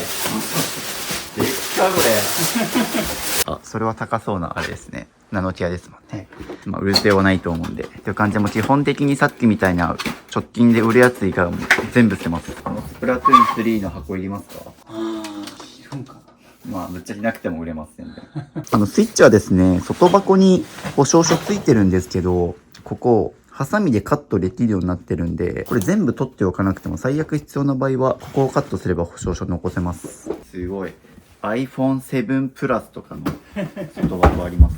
僕がフリーター時代です、iPhone7 って。だいぶ埃かぶってますね。っていう感じで着々と外箱を減らしていってますが、あの辺りなんか棚やってますね。なんか破壊できる棚だったんで破壊しようと思って。すごい。5段ボックスみたいな。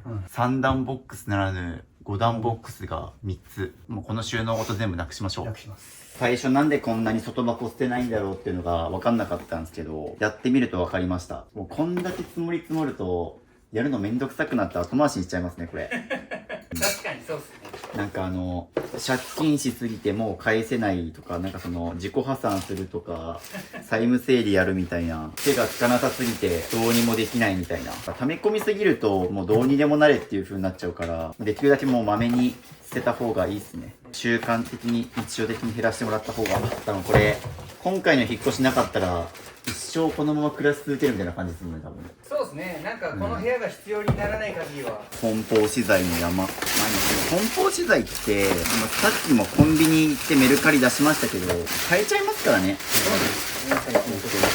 そんなたくさん備えておかなくても、もう今コンビニ行ったら包んで配送できるやつあるから、それ使った方がいいですね。人生でこんな短期間でこんないろんな種類の外箱に触れることないから、よしあし分かってきますね。これは高そうだなとか、段ボール。大量生産、大量消費の社会の闇を見てる気がしますね。新しい製品になればなるほど、割と簡易包装というか。わかるわかる、それ。だんだん環境に優しくなってきて。確かにそれめっちゃ思いますね。昔はちゃんとなんか、すごい、高いやつは中の梱包資材もプラスチックとか結構使ってたけど、最近は高いやつもなんか綺麗に段ボールで梱包資材が作られてて、リサイクルがなんかできるように。しかもなんかコンパクトになってますよね。なってますね。なんか昔のやつほど無駄にでかい。そう。すごいね、この改装方法。すげえ。段ボールの梱包材を作るためのエンジニアがいるらしいです。すごい、もうほんとようこんな段ボール作れるなと思いますもん。うまいことこう折り曲げて企業努力がすごい。まあこういうのって衝撃加わったりするから、できるだけ故障しないようにとか。はい、という感じでもろもろ外箱の解体が終わりまして、ここに大量のゴミ袋が出ておりますが結構スペース空いて、でもあの棚もいらないよねってので収納を解体します。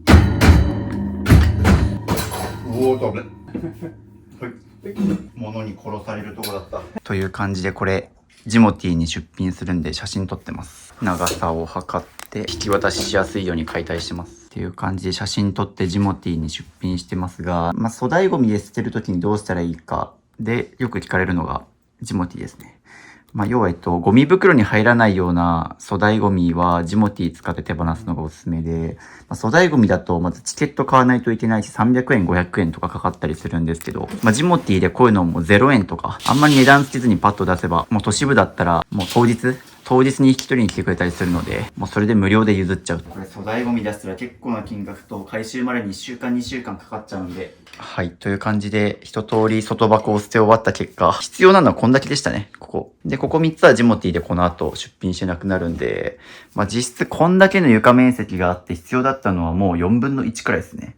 4分の3くらいは外箱のために家賃払ってたみたいな感じ。この部屋こんな広かった。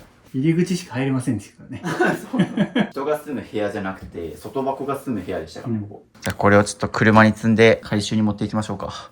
段ボールすごい持ち方してる。これが最後。お、すごいな。満帆。テスラの一番でっかいサイズ、テスラのモデル X 一番でっかいやつなんですけど、荷物置き埋まってます。じゃあこれを捨てに行きましょうか。行きましょう。すごい、段ボールの山がすごい。後ろが見えない。なだりが。車はテスラですね。すべての情報がこのディスプレイ1枚に集約されてある。ハイテク感ありますね、テスラ。ハイテクの塊ですか。そうですね。でっかいスマホみたいな。確かにこっから YouTube 見れます。見れます。運転お願いします、という感じで紙を回収してくれるところに来ました。あれ誰か畳まずに入れちゃってますね。僕たちではないです、あれは。はい、お疲れ様です。空になりました。押したら閉まるんだ。すげえ。いやー、これ引っ越し前にやっといてよかったですね。いや本当に、引っ越しの業者が来る前にしとった方が見積もりがああ、もう見積もり出してたんだ。そうなんで、じゃあもう金額確定しちゃってる後だからじゃあ今僕がいくら頑張って減らしてももう安くはならないですね。引っ越し代が安くなるね。まあ業者さんの動力は減る。そう引っ越しのなんか時間があれ思ったより早く終わったなみたいなまあいや、物減らす前の金額で見積もりして確定してるから、外箱代も含めて業者に来るんですか。もったいな。ちょっと僕がもう少し早く家に駆けつけてればその差額分もらえばよかったな成功報酬っつって。あ、カード解約してんのかな。カード解約してるんですか。偉い。すごい。片付け打ったら出てきたけどまた解約しよう。すごいリアルタイムで解約してますね。僕たちが段ボールを捨てに行ってる間に。偉い。この iPhone バッテリーの消費率がやばそうっすね。そうっすね。1ヶ月前にとっては98。まあ毎年買い替えてるからいいんですけど、消耗が早い iPhone。あ、ジャンパラに売るのが一番いいって書いてあったけど、ジャンパラ出身ですよ、カズマ。ジャンパラでモデルなんですか。マジですか。僕毎年 iPhone 買い替えてるから iPhone15 買う前に14売ってみたいなのやってるんですけど、毎回ジャンパラ持ってってるんですよ。メルカリとかでもいいけど手数料 10% と手間考えたら、ジャンパラでいいなって結構気に入って売ってるんですけど、店員さんだったんですか。そう、元高校 2,3 年ぐらいいましたその博多店博多店で売ったり買ったりしましたよ。着きました。ここが戦場です。ジャンパラここに売ります。お世話になってますっていうので段ボール捨て終わったんで休憩してます。初日昨日に比べたらいるいらないの判断そんなにしてないから単純作業で楽かなと思うんですけど、体が疲れましたね。物量がちょっとなんか昨日は脳疲労って感じ、何いるかいらないかとかどの配置にしようかとかですごい頭使って疲れて、今日はなんか肉体的に疲れたって感じですね。物減らすのって本当にスポーツみたいなことを言ってて、これがもう若いうちにやった方がいいよみたいな、体力勝負なんで、僕ももう時期に30代、次の1年がラストの20代なんで、20代のうちにやっときたいことありますか。そう言われるとないな。いや正直ありがたいことに割とやりたいことをやってるから、ただこの企画はもう若いうちに早くたくさんやりたい、体力勝負なんでこの企画で、いや本当にそんなことないだろうって僕も思ってたんですけど、30を過ぎたあたりから何かがおかしくなってくるんですよ急に30歳はまだ大丈夫だったんですけど、31とかになってくると、あれこれなんかできなくなったなみたいなあとなんか体重が増えやすくなるみたいなの聞きますよね。痩せづらくなった。そうなんだ。でもこの片付け動画に関してはなんか本当に5年10年後経っても見られる内容だと思ってるんですよ僕。なんだ死後も見られる作品になってるかもしれないっていう意味では、若いうちにたくさん撮ってたくさん残しておきたいっていう、洋服の考え方とか別にどんなファッションになろうが変わらないっすもんね。いやそうなんですよ。すごいいいチョコレートが、ちなみに僕今年チョコレートゼロでしたね。はい食べますか。いや大丈夫です。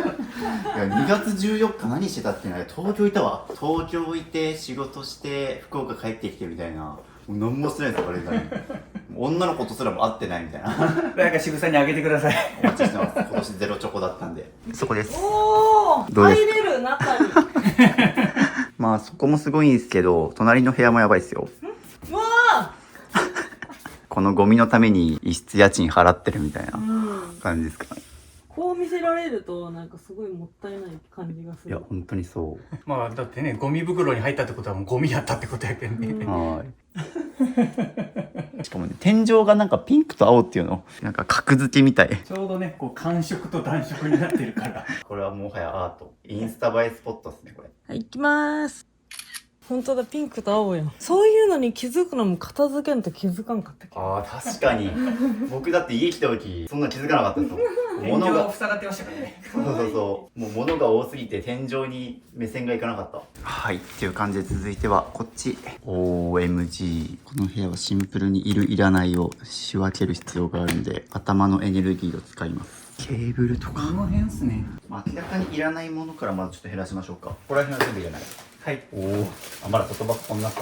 ブドウ糖出てきたけど、賞味期限やばそう、これ。多分それ中身がもうそもそも違うかもしれないですね。あ、賞味期限2019年。4年前に切れてます。前。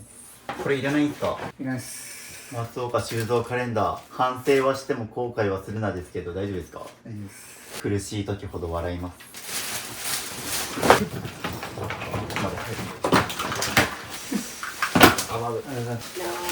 これか、この収納の、これ最悪ですよ、この仕分けの。何個あるんっていう。24個ありますなんで。整理整頓やるってよりも、整理整頓しないで済むように物減らした方が絶対楽ですね。整理整頓もやっぱり脳のメモリ奪うから気が散るし、何がどこにあるか絶対忘れちゃうから。もうなんで今後の反省点としてはこれもそうなんですけど、この大量にできてる、すいません。この大量にできてるこの無印良品のとかも、今後あんま収納を買わない方がいいですね。次広い家に引っ越すから収納買いたくなるだろうけど、収納を今後ちょっとあんまり買わないように。わお。年季を感じるやつ。これ多分ですね、はい。なんか古道具屋かなんかでもらったやつですね。あ、なるほど。古すぎて逆におもろいかなと思って、はい。買ってみたものの。アンティークみたいな。そう。合わせるところがないっていう。無印良品とこれとなんか、テイストが結構バラバラだから、このあたりが結構すごい。この収納の中に木製ラックバンバンみたいな感じですもんね。実はこの部屋が一番大変かもしれん。この机を手放すっていうので整理してもらってますが。うわ、iPhone 5S。5S。スティーブ・ジョブズ最後の iPhone。いりますかこれ。いらないっすね。ジャンパラとか持ってったら100円ですね。このサイズが一番ちょうどよかったな。いいっすよね。なんだかんだ。iPhone 13 mini は全く売れず、僕もそのサイズ好きですね。なんか最近その iPhone 5S を USB-C にして本当にちゃんと iTunes も認識するように改良してる変態がいましたね。Twitter でバズってた。あー、ネクタイピン。ネクタイピン。これいりますか？いらない。ネクタイしないもんな。おじいちゃんのことはちゃんと大事に記憶の中にありますから。ちょっとこれ運びますかね。という感じで、この机はジモティーに0円で、椅子と机セットで0円で出品して、ジモティーで引き取ってもらいます。すごい。こっちも天まで届きそうな高さですけど、こっちはジモティーとか粗大ゴミに出して手放すもの。こっちはもうシンプルにゴミって感じで分けてます。しかもここに映ってないここ。こっちに燃えないゴミ類がまだいっぱいあるんでね。すごいことになってますね、ほんと。という感じで、ここはですね、まあ、めちゃくちゃ綺麗になった感は出てないと思うんですけど、実は、ゴミ袋で言ったらもう多分10袋分ぐらい捨ててるんで、実は結構減らしてたりします。まあ、あとはちょっと仕事で必要なものはもう残してあるっていうので。まあ、特に、あれですね、収納めっちゃ空きましたね。収納が大量に空きました。今後はあまり無駄に収納を買わないようにお願いします。はい。座ろう。絵面がすご。ミニマリストとマキシマリストみたいな構図になってますけど、2日目終わりました。終わりました。っていう感じで、まあ今日はですね、2日目、特にこの物置部屋が終わりましたね。まあそっちはシンプルにゴミで、こっちはジモティーとか粗大ゴミで手放す、まあ大型のものをこっちにまとめて、じゃあ次3日目がラストですね。3日目からもう荷造りも始めていくから、僕が3日目来るまでにあと2日間土日あるんで、このジモティーとかの出品売るの頑張ってもらったりとか、まあ、僕がいない間もどんどん減らしてもらって構わないので、次回3日目が僕が来る最終日で、まあ、最後減らしつつもう荷造りもしていくって感じですね。マジでやばいこれこれはあとゴミ出しの日があと月でしょ、あと3日後なんですよね、ちょうど3日後なんで、ちょっとそれまではこの家に置いとくって感じか。早く燃えるゴミの回収、燃えるゴミの回収来てもこれ一度に減らせられないだろうな。回収業者の人もちょっとえってなるだろうから、ね、何回かに分けてって感じかな。回で出したらどうなんですかね。怒られそうすごいなんか僕が何も言ってないうちにここ手つけてたんですねっていうので、一旦もう時間的に終わりますけど、ここはあと僕が来るまでの3日後また来るんで、ちょっとここはカズマさん一人で一旦頑張ってもらう形になるかな。この2日間で結構容量分かってきたと思うんで、僕がいない間にやってもらおうかなこれを。という感じで今日も7時間くらいみっちりやりました。はい、お疲れ様です。ちょっとまだね、リビングとかここら辺は手つけられてないけど、次最終日、ほぼ2階の物置部はほぼ終わったんで、次回はちょっとそうですね、あと荷造りもしながらこの辺りも減らしていこうと思います。じゃあ引き続きまたよろしくお願いします。はい、よろしくお願いします。お知らせです。ミニマリスト支部の LINE を追加するとなんと無料で YouTube 未公開の片付け動画やルームツアー動画5本、スマホのホーム画面が綺麗に片付くアプリアイコン画像150個と壁紙セット、物を手放すか迷った時の30の質問リスト、ミニマリスト支部と1対1でズームできる相談会、インテリアの参考になるミニマリスト部屋のリンク集など、他にも計10個の特典を無料プレゼントしています。配布は予告なく終了する可能性があるので受け取りをお早めに。概要欄のリンクか QR コードから登録お待ちしてます。3日目です。3日目なんでもう荷造りしてますね。明後日が引っ越し本番ですね。ぼちぼち荷造りしないとっていうので、今日はで全て終わらせないと。じゃあ今日は荷造りしながら減らすっていう感じですね。こうキッチン周りはもう荷造り終わってるのか。そうですね。本当だ。なんかもうこの状態が一番美しいですね。確かに。おお、ちゃんとすごいゴミ袋がまた増えてる。はい、淡々と減らしてる感じですね。そうですね。ちょっと上に行きます。おおなだれが、ゴミ袋のなだれが落ちてきますね。あれ、今日ゴミ出しの日ですか？今日燃えるゴミですね。あ、今日か。あ、そうだった。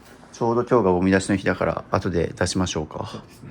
ティモティは明日来ます。お、明日来るんだ。一応その青色以外は、はい、この机とか、ダイエットマシンとか、この棚もジモティ出したんですね。この棚も引き取ってもらう予定にしてて、おお、この棚と、はい、このメタル決まってる。はい、すごい。僕がいない2日間でかなりジモティ出したんですね。はい、結構減りますね、じゃあ。そうですね。棚は結構減りますね。素晴らしい。淡々と収納類が減っていってる。はい、あとは倉庫じゃないですかね。あ、倉庫か。倉庫。そうだ、ただね、雨降ってるからな。倉庫やりづらいんです。やりづらいですね。見てる感じはもう割と減らすところは減らしきったって感じてるから。そうですね。あとこの奥どうしたっけみたいな。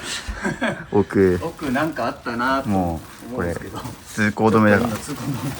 でクローゼットは引き続き綺麗。荷造りしてる形跡はあるけど。ハンガーが変わりました。あ、本当だ。ちゃんともう早速ハンガー買ってパンツ用ハンガーになってる。はい、こっちも全部。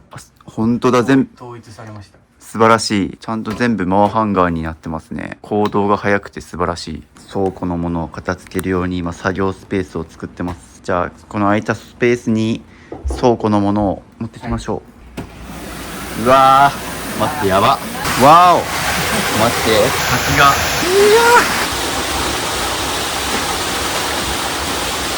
おー、空になってる。お疲れ様です。結局この倉庫処分します。おお、これ丸ごとなくなるんですね。売ります。あ、売れるんだ、倉庫って。はい、10万ぐらいで売れるみたいなんで。おお、いくらぐらいで買ったんですね。20万ぐらいですかね。あ、じゃあ半額くらい返ってくるんだ。知らんかった。意外とこの倉庫リセールバリュー高いんですね。高いですね。じゃあ物減らせばこれが売れて儲かるんですね。うちの実家もこれコンテナ2つあるんで、ちょっと減らして売ろうかな。倉庫のものを一時的に出しただけとはいえ、すごい高級ですね、これ。これはやばいですね。逆に言うとコンテナのものを全部出すとこんだけのものになるんですね。こう入ってたんだなって感じですね。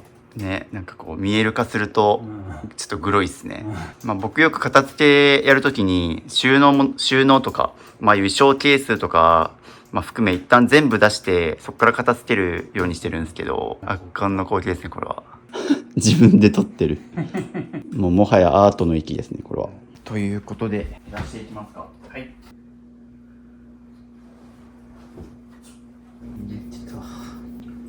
復活。起きました。寝てたんですか？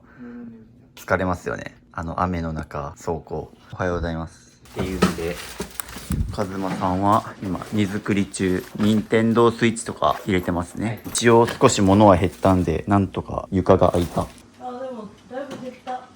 そう。今ここに全部持っていくもの固めてるから、自分たちの持ち物全体量これっていうのがようやく分かってきたって感じですね。まあ、あと上にまだもうちょいあるけど、でっかいトラック2回分ぐらい、そんな感じですかね。こういう大きい家の持ち物全体量ってあんま見たことないから、僕タクシーとか2台で引っ越したことがあるんですけど、これはさすがに運べないなと思ってこれは無理っすよね。おお、こんな風になってるんだ。大量の AV コンポみたいなものと大量のケースすごい。スピーカー一本一本にはい、ケーブルがあるんで。なるほどね。いや、うちの実家もでもこんなのいっぱいあるんですよ。もうテレビの下にボンボンボンで、あそこにソファーの後ろにああいうその360度から音がするみたいな、片付けるときこういうのが出てくるんだと思うとゾッとしますね。なるほど、すげえな。ようやく床が見えてきた。すごい、物置部屋のものも含めてここに置くとかなりの量ですね。まあでもだいぶ減らしたな。それもいらない。ゴミです。収納が丸々開いた。お守りじゃないと塩をこう巻けば捨てておく。あ、お守りとか神社系は塩くれば問題ないです。塩直したらじゃあ心の中で塩を振れば大丈夫。塩振ってる振ってる、見える見える。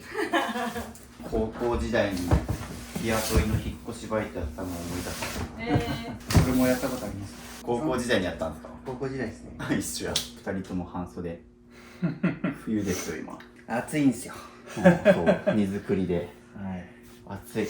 暖房もつけてないのに。っていう感じで、ここから書斎本体の荷造りするんですけど、上にガンダムとブラックロックシューターと謎の馬とガンダムのなんか、じゃあこれを詰めていきます。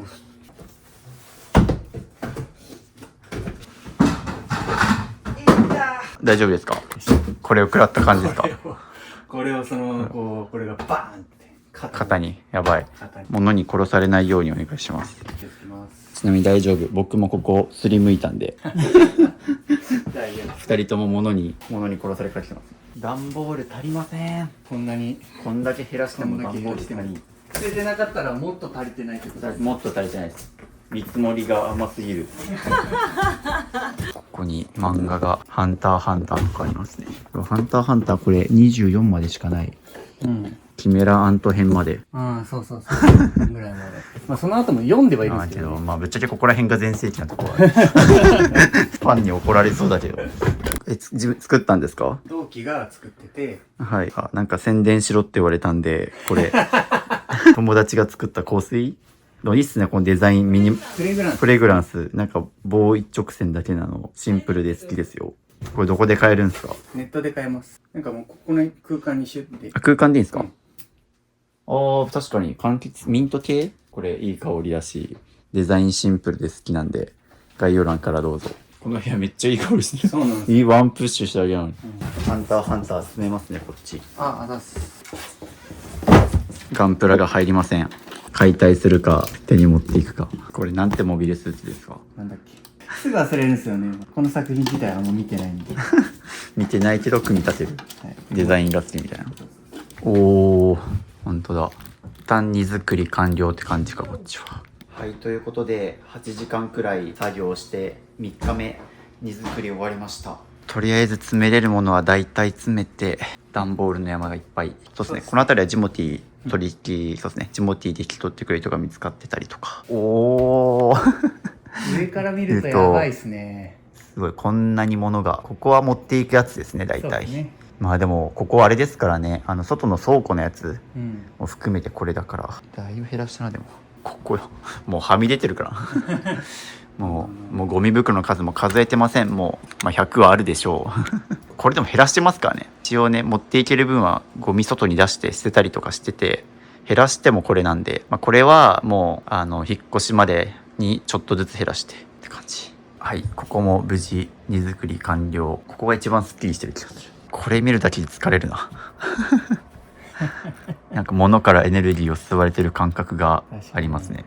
いや、3日間頑張ったな。いやー、ありがとうございました。本当に。いえいえ、僕もなかなかこういう一般家庭のなかなかこう荷造りする瞬間にこんな立ち会うこと人生初めてなんで、僕もいい経験になりました一般の人はやっぱこれくらい物があるんだなと思って、僕もかなりちょっと影響を受けました。我が家の物減らそうと思いました。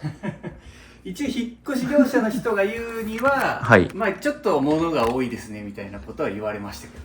あ、じゃあちょっとなんだ。ちょっと多いかな。まあやっぱ仕事道具とかありますもんねみたいな。まあ、2人暮らしの割には多いと50代60代70代の人が蓄えてきたものと同じぐらいの量が30代前半にしてある気がする。捨ててないからな、僕が、ね、だって今までの人生で今まで捨てるってことやってこなかったっすもんね。まあほぼやってないですね。だって高校時代の赤本とかあったしそう考えると本当に人生の大掃除をしたっていう感じがしますね。かなり捨てましたね。多分僕これからいろんな人の家企画で片付けに行くと思うんですけど、多分もうこれ以上減らすことないでしょうねこれいやいやいや、まだまだ上には上がいますよこれ超える人出てくるかな。我こそはみたいな人が出てくると思います今日はこんな感じでお疲れ様です。お疲れ様でした。次回は引っ越した後。はい、はい、じゃあジャンプします、せーの。すごいめっちゃ出品してますね。いや、特にないです。 PC の電源とルーターっすね。高そうっていう感じで今からマイホームに行くんですけど、どうですか？いやー、とりあえず今はもう本当疲れてますなかなかやっぱ荷物もまだまだ多かったし、でなんかいろいろ分解したりとかするときに手間取ったりとかして、で僕も引っ越しの時に業者と一緒に作業したりとかしてたんで。ちなみにあれって作業時間どんぐらいかかるんですか？積んで新しいとこ持ってって。ですね、朝8時から始まって、はい、終わったのが夜の9時半ぐらいでした12時間ぐらいそんなかかるんですか？めちゃくちゃかかったですね。引っ越し業者の人も結構申し訳ないなっていう感じだったぐらい。だって荷ほどきしてるんですか？荷ほどきはまだしてないです。もう移動させるだけで12時間。移動とかさせるだけでそんぐらい。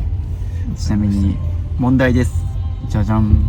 ミニマリスト渋が荷造りにかかった時間はどれくらいでしょうか？30分。残念、13分です。終了。よしという感じで時間が12分22秒。前回が13分1秒だったので、なんと約40秒時間を短縮できたということで、ミニマリスト荷造りオリンピック世界レコード更新です早すぎる。もう普通にただのお出かけの準備がよかったら僕が荷造り13分の世界記録にチャレンジする動画が上がってるんで見てみてくださいおー、これが新居。すごい新居の香りするっていう感じで、玄関広くなったな。だいぶ広くなりました。はい。ちなみに靴箱はもう入れてますか？入れてますね。ただ左側がちょっと引っ越し業者が壊しちゃって開けれなくなる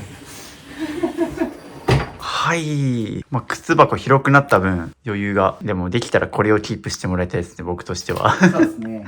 あんまり増やさないようにというか。そうなんですよ。やっぱね、収納も余白がないとリチリチ感出ちゃうんで。おー、天井が高い。壁も真っ白っていう感じで、引っ越し先、新居です。ここに観葉植物とテレビが置かれるイメージ。なるほど。でここにソファーがあって、ちょっとまだいろいろごちゃついてて荷ほどきした直後っていう感じは出てますが、この家来る前にだいぶ減らしましたけど、ゴミ袋100個分ぐらい。ただやっぱ荷ほどきしていく時にもまたね、多分いらないものが出てくる。それはね、新しい家の間取りに合わなかったものとか多分出てくるんで、この家がもっと綺麗にモデルルームになるところまでお手伝いします。こっちはこんな風に。でも前と同じぐらいなのかな、この辺り。そうですね。キッチン周りはあんまり変わらないですよね。特段別に広くなったとかはなく、前と同じぐらい、あんまり変わらないと思います。だとなおさら減らさないといけない。お皿とか減らしたから。私食器めっちゃ減らしましたもんね。サントリー。すごいパントリー。もう食材置く専用のスペースあるもんな。広。これワンチャン住めるもん。服とマットレス。確かに。住めますよここへ。じゃあそこから2階に行きましょうか。はい。階段を上ってます。でここに繋がってると。でここからこうやって見下ろせるんですね。っていうね、この辺り広そうだな。ちょっと待って、あっち何あれ、カフェスペース。カフェスペースすごいわ。最初からついてるんだこんなのが。そう。じゃあ俺もこんなん家にあったら書斎いらんわ。なるほどね。枕にしたら確かに夜景が見えます。っていう感じで、他に面白い部屋ありますか？面白い。ここは子供部屋。あ、子供。あ、じゃあ将来する予定。子作りするんですね。そう。おお、子供部屋広くね。ここ入り口がこことはい。ここにもあるんで。ああ、なるほど。将来ここに壁を作ればなるほどなるほど。2部屋になる。じゃあここは子供が増えたら工事そう工事するんだ。リフォームして、まあでも今は1個に繋がってる。そうで、物置部屋になってると。ここにちゃんと通話用のなんじゃこれ。やつがちゃんとついてるんですよ。こっからピンポンになったら出れるみたいな。で、あーあと室内コールとか言ってはい。全部屋に繋がってますね。部屋が広いからそうそうそう部屋ごとに連絡取れるようにみたいな。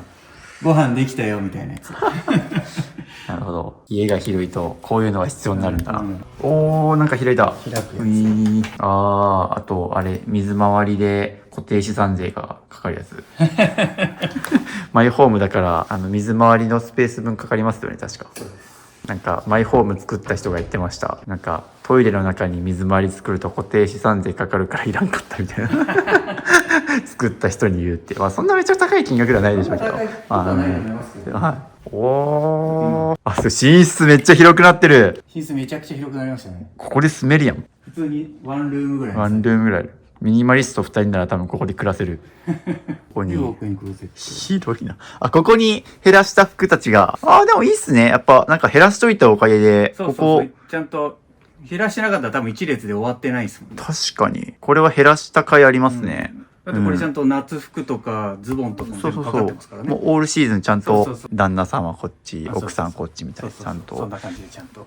上がスカスカやもんな。上ちゃんと開けたままで。二人ともカバン置いた。二人とも謎にカバンは少ないからな。カバンは少ないですね。っていうのでここにいい感じのミラーがはい。ありますね置いてます。おー、じゃあここでコーディネートのチェックもできるという。家が広いからといって買わないでくださいね。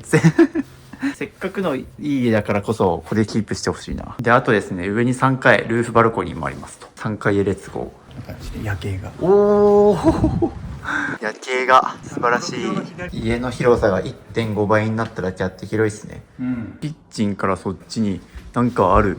何この空間。バーカウンターがあって。バーカウンターあんの家に。しかもバーカウンターがもう物置になってるけど。ここにも扉があって。はい。ここから何飲食店でも開くんですか？開けそうな。なんかここにスピーカーがなんかあった跡があるし、はいここになんかモニターがついてた跡があるね。し多分ほんとカラオケみたいなはいはいはい。感じの部屋にしてたんじゃないかな。これちゃんと水回りあるんですよ。水回り？本当だ。水回りもあっちゃんとあて。この照明とか最初からついてるんつですか？いてました。この間接照明も。そう。すげえ。飲食店をやってる人が自分家でも作ったとかわかんないですけどね。まあこれはちょっとマイホームならではでいいですね。なんかせっかくマイホーム作るんだったらこういう賃貸になさそうな、うん。ね、空間作るのは絶対面白いから面白いここ片付けましょう。はい。せっかくの空間がお部屋にまだこういうのが大量に調理機材やらいろいろありますが、初めて人の荷ほどき手伝ってるんですけどこんなに大変なんだって絶望してますね僕。家はめちゃくちゃ広くなったけど実はキッチンの引き出しの数が減ってるという。そうなんですよ。これを機に減らしましょうか。そっちも羨ましい。荷ほどき頭使いますね。これは水が出てきた。これテスラの水ですか？そうです。S3、モデル S、モデル3、モデル XY みたいな。飲んでいいですか？飾りです。コレクションなんですね。はい、それ一回開いてるんですよ。確か。開いてるんだ。開けて、はいで飲んで、はい。なんか面白いから飾っとこうぜみたいな感じではい。飾ってました。なるほど。だからその中身をなんか入れ替えたんです。なるほどね。置き配してくれてる。はい、ということで今日結婚式当日、この後15時からなんですけども、バタバタレンタルスーツを借りました。靴も入ってますし、ほっ、きたー。はい、ということで人生初スーツです。コスプレ感がすごい。結婚式場に着きました。僕がフリーター時代にアルバイトしていたマリノアシティのすぐ近く。あそこでバイトしてましたね。ということで結婚式にお呼ばれして行ってきたんですが、なんと驚いたのがご祝儀が PayPay ということで、渋の人生初ご祝儀がキャッシュレスということで、これだったら封筒を包んだりとか、現金たくさんね管理しないといけないから盗難に遭う可能性とかもなくなるので、これはすごいいい仕組みだなと思いました。僕もちょっと結婚式やるときはこれ真似しようと思います。はい、という感じで人生初結婚式に挑みます。前一緒にポッドキャストやってた橋本さんに出会ったりとか、知り合いもちょいちょいいて、なんとか楽しめそう。結婚して初めてなので僕。実は私もマジですか？そう言ってなかったんですよ。親友の姉のも言ってないもう僕堅くなに断ってきてたんですよ。ありとあらゆるもう高校時代の友達とかも含めて。マジっすか？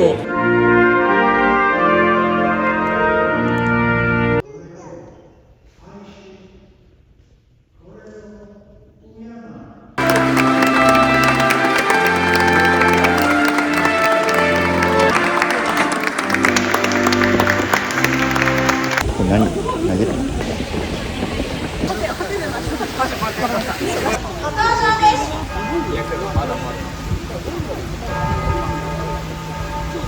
確かにドラクエだな。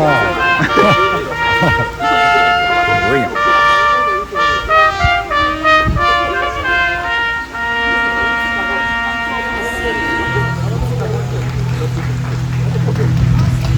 撮影撮して影してる。おめでとうございます。カメラ持ってる YouTuber だ。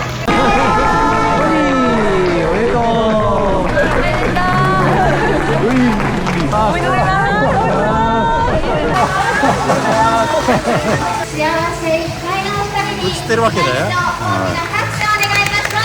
本日は誠におめでとうございます。参ります。3、2、1、どうぞ。アマゾンギフトカードらしいです。あれ欲しい。アマギフくれ。投げろこっち来い。アマゾンギフトカードが水没しました。めっちゃメモしてる。おー、これが結婚式。すごいめっちゃ近い。めっちゃ近い。特等席。YouTube してる。そうなんですよ。片付けの YouTube を坂根さん家で撮ってて、その流れで呼んでもらったんですよ。だからもう片付けしてその動画の中にこれも入れる予定です。すごい。めっちゃ楽しみ、2来週に。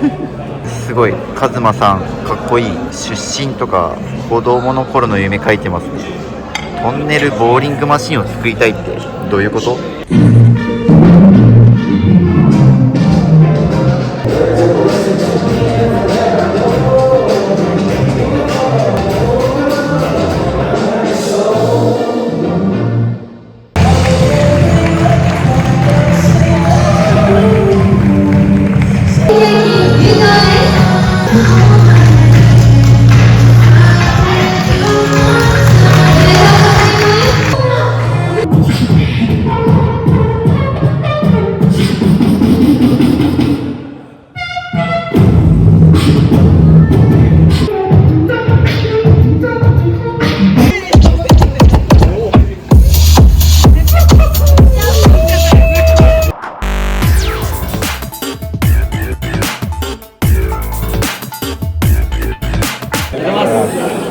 カメラ回します。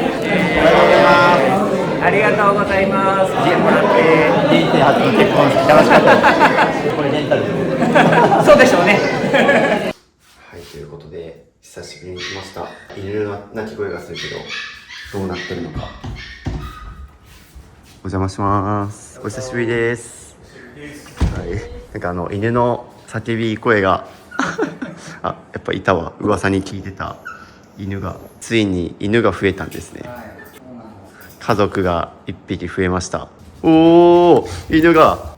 お名前はビリオネアです。ビリオネア、本当ですか？ビリオネ本当にビリオネアおいで。ア。通称ビリーです。億万長者っていうんですか？そのまんま。そのまんま。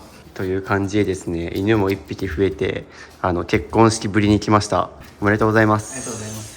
はい、僕も人生初の結婚式で初スーツを着れて楽しかったです。というので、まあお家の様子パッと見は綺麗だけど、やっぱちょっとちょいちょいデスクの上とかこことかもろもろ引っ越してきて間もないっていうのもあるんで、改めてどうするか考えましょうという感じで、まあ引っ越す前にもうかなり減らしてきてはいる上で、今現状なんかここ気になるみたいなとこあります？ここはまだちょっと散らかってる。そうですね、その机とか、その辺を片付けたいけど小物を入れる場所がないんで、ああ、なるほど。だから散らかってるような感じになっちゃうんですよね。確かにまあ収納がね、なるほど。何をどう収納したらいいかとか、どこに置くかとか。はい。パントリーがはい。棚が1個しかないんで、はい。おお、あ、なるほど。その積み上がっちゃうんですよね。はい。これがどうにかしないとなっていう。前の家はパントリーがその棚がこうあったんで片付いてたんですけど、なるほど。これをちょっとどうにかしないとなと思ってます。おお、本当だ。ここはなんかいい感じですね。なんか本当に使う食器、お気に入りのものだけ置いてあるみたいな感じだから、まあこれはこのままキープしてもらいたいかな。逆にまあこれ以上増やしすぎるとまだ多分パンパンになるんで、まあ量としてはこれくらいをキープする方が。シャシャシャシャシャ。かわいい。TikTok やってるみたいなんで、概要欄からチェックお願いします。で、気になってるのがクローゼット。もう入った瞬間からちょっとややごちゃついてますが、ここちょっともったいないな。まあ綺麗、前減らして2人分収まるようになったからいいけど、まあ、特にこっちはいいけどこっちかな。ベッドシーツとかですよね。新しく引っ越してどこに置こうみたいな感じになってるって感じか。まあ、今回ちょっと真っ先にここから片付けようかな。ということで、この家に来たのが1ヶ月半ぶり、結婚式以来ということで、お疲れ様でした。結婚式で。いやー本当に結婚式も大変でした。ようやく片付ける余裕が出てきたということで、結婚式までがもう本当に忙しくて、引っ越しもあるし結婚式もあるしっていうので、犬も増えたしっていうので、ちなみに今のとこうちの統計によると、家が散らかってる家にはだいたい犬がいるっていうじゃあ猫じゃなくて犬なんですよ。うちのチャンネル出てくれる人、もう半分以上犬飼ってるっていう。ピンクの方も確かワンちゃんいましたね。そうとか犬飼ってるご家庭が多いんで気をつけてください。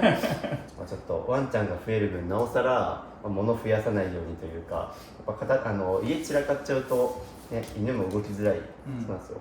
僕はもう家が散らかりすぎて犬の生活スペースがないみたいなご家庭をいっぱい見てきたんで、結婚式どうでした？やってみて。人生初の結婚式ですよね。もちろんお互いに。僕も結婚式2週連続行って、そうですね、もう一人の友達が人生2回目の結婚式だったんで、なんか周りの友達からの評判も良かったんで、結婚式なんか今まで出た結婚式の中で一番面白かった。おお、確かに僕びっくりしたのが、披露宴の後に海沿い行って DJ やるとか普通の結婚式やらないような演出があったんで、でもようやくちょっと結婚式もあって片付ける余裕が出てきたということで、これリビングスペースと、あとさっきクローゼットを今日終わらせます。という感じで、片付けの鉄則、最初は服、クローゼットからということで、寝室のクローゼット、そうですね、ここがちょっとまた引っ越してきたばかりで、何をどうやるか散らかってるみたいな感じなんで、ぼちぼち夏に入ってくるので、改めてこんな感じで全部出してみて、ここのクローゼットいいのが、服が全部見える形で置いてあるので、やっぱここちょっとごちゃつきの原因っていうのが、目線の高さの上にいろいろあるっていう状態が、ここはせっかく綺麗なのに上側って感じだから、おすすめはもう帽子と小物だけ上で、カバンは下っすね。という感じで今上を片付けてもらってます。お互いちょっと散らかってたけど、奥さん、旦那さん。で、こっちが、ベッドシーツとか、共用のものだけ置くみたいな。で、あと僕が気になったのが、空気清浄機が2個あるんですよね。機能被ってるものが近場にあるから、これどっちかでいいですね。っていうと、どっち使ってます？こいつを3階に持っていこうかなとは思ってたから。じゃああっちをなくしましょう。あっちがなくせるかなって感じ。あれを早速取りましょう。で、逆にそいつをここに持ってくれば、そこが片付く。そうです。で、あとここパントリー片付けていくんですけど、大前提ですね。やっぱストック溜めすぎなんですよね。ティッシュとかそうだけど。やっぱちょっともう一回これから何回か来るんで、ちょっとシンプルに整理整頓も大事だけど、やっぱストックをちょっと日常生活の中で使って消費してってもらうっていう段階かな。一応最近は、はい、なんか物買うときは、はい、特に Amazon とか1個ずつそう必要なときに買うように。そうです。特に食料品とかですね。そうですね。もうだったらまだ賞味期限ないからですよ。っていう感じでちょっと、無駄に買わないようにと、ちょっと当面はストックの消耗をお願いします。あとコストコは解約しました。コストコ解約したのは素晴らしいそうですね、そうなんですよ。うちの片付け企画とかでも結構コストコ会員率高いんで、片付けてる人は。あとなんか引っ越してきたばっかり説明書やら何やらあると思うんですが、レシピブックとかいりますかね、これ。いるかなと今思っておいてたけど、正直アプリの中に全部入ってるんで。であれば、そうですね、そこに書いてます。ここに QR コードがあって、アプリからも見れるんで、これもいらないでしょう。という感じで説明書はよく言ってるんですけど、基本型番で調べたらホームページに載ってたりするので、いらないです。ちょっとこのあとオットマンの上に物がある状態はシンプルに美しくないし、オットマンが使えないんで、オットマンではないですね。そうサイドテーブルみたいになっちゃってるんで。そういう使い方するならむしろサイドテーブルを変えっていう話。そうただリモコンがそこに置きたいとかも分かるので、そのせいであっちにリモコンが行ったりとか。僕だったらここ片付けますね。そこにあるものは全部そっちに置ける量まで減らすか、これらは違うところに飾るとかという感じで、この家やらないといけないこといっぱいあるんですが、まずこのパントリーですね。消耗してもらうのもそうなんですけど、一旦全部出します。収納を片付ける時の鉄則は全部出すということで、一旦段ボールの中に入ったりとかするものを含めて、意外と実はこれいらないかもとか、ここに置いとかなくてもいいかもみたいなのが多分絶対出てくるんで、そこから必要なものをまたこのパントリーに戻すっていうような作業になります。という感じで一旦空になりましたので、一応ここにもあるんですよ。じゃあそこも含めてもうなんか入れるのはできますね。 OK です。使用頻度めちゃくちゃ低いものはそこに入れると、全部洗い出してみるとこんな感じ。このタイミングいらないものだったら捨ててもらったり、一旦ここで改めて見ていらないものがあったら捨ててもらう。でここじゃなくても別の場所に置いた方が使いやすいってものは配置替えをしてもらうって感じ。ここにあるべきものじゃないものが一部、あれは車の車庫で振りかけるスプレーとか含めて全部ここにある状態だったので、あくまでキッチンに使うものをパントリーに戻していくっていう。ここにスマートロックの残骸があったりするんですけど、これは使います？使います。そこに設置しようと思ってであれば設置してない。あっち側にそうですねみたいな感じで、多分絶対こういうのがいっぱい出てくると思う。またトイレ用品とかがこのパントリーにあるのも変で、あっちにトイレあるからトイレ周辺に収納スペースあるのであっちに持っていくっていう感じで、家族総出でパントリーを飾っていることになりました。ということで大量のサプリメントと薬、ここもちょっと、改めても飲んでないなっていうものもあると思うので、あと使うストックは分別して言うと、薬に関しても今何やったかなって薬の名前で調べてるみたいなっていうと、普段から飲んでないってことなんで、そもそも飲む必要があるのかみたいなところも含めて、絶対欠かさず飲んでる薬って覚えてるはずなんでとか、買って飲んでみたはいいけどあんま効果なくて飲んでないとか、常備薬も正直多いっすね。一度に買いすぎ、サプリとかにも有効期限はあるんで。飲んでないってことはいらんかったよね。実際そう、僕だったらってる。私もしてる。これは合わなかったとか、そんな感じ。合わなかった、使ってみたけど微妙だったとか、両方容量説明できないやつは捨てる。ここだけ見ると薬中の家みたいなこの3つとか未開封ですかね未開封のまま期限切れてるから、サプリメントも食品と一緒でちゃんと使い切れるか考えないと期限切れて捨てる羽目になるんで。でもっと言うと、サプリメント種類増やしすぎても飲めないと思うんですよね。確かに。ここも見直しましょう。薬、サプリメント入れ。あと怪しいのがこれ、焼肉プレート使いますか？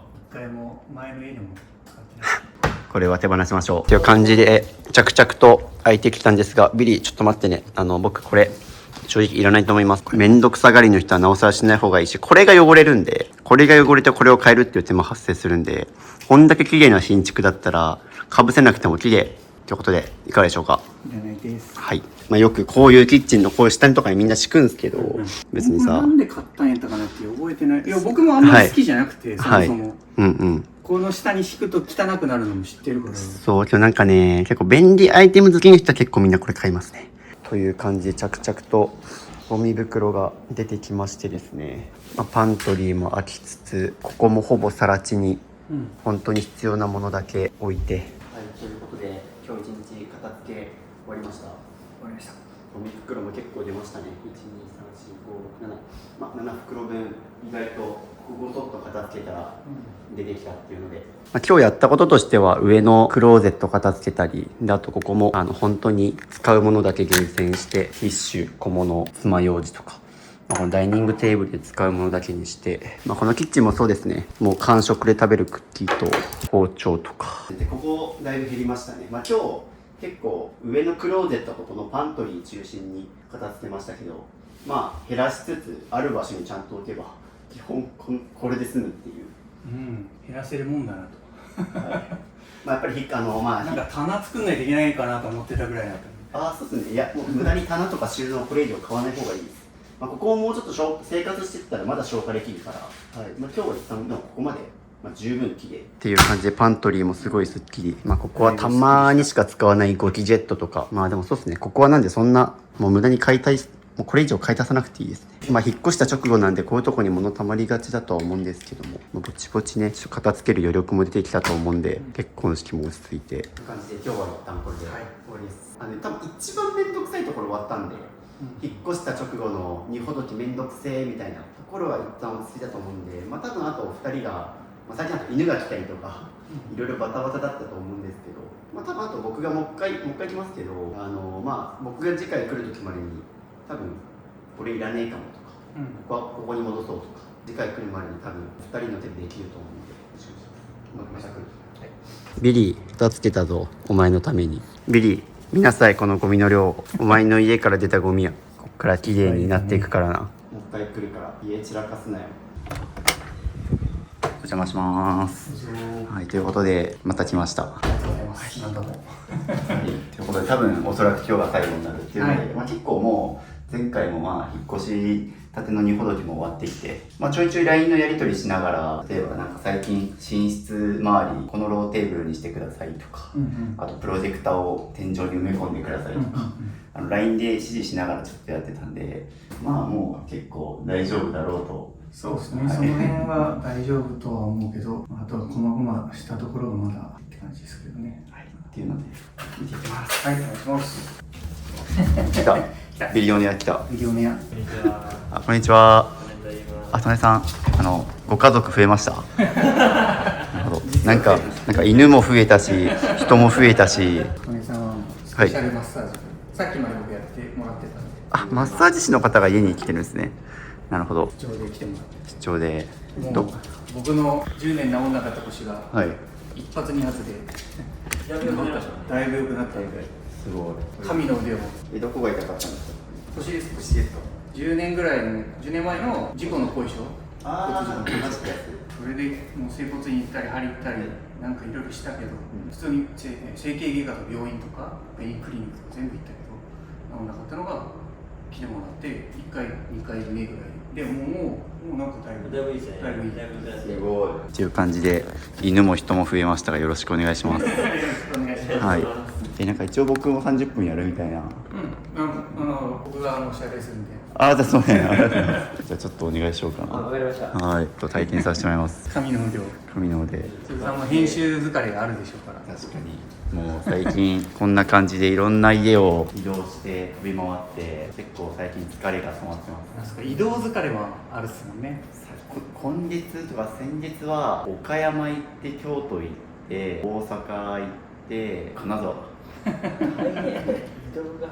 移動めっちゃ移動距離がやばいっすね。移動距離がここは福岡だからめっちゃいいんですけど、どこが一番悪いですかね。僕の悩みはここでストレートネック。僕本当にずっとスマホ触ってるんで、もう仕事する時も電子書籍で本読む時も、1日スマホリアルに5時間8時間は触ってる気がするんで、ストレートネックは唯一の悩みですね。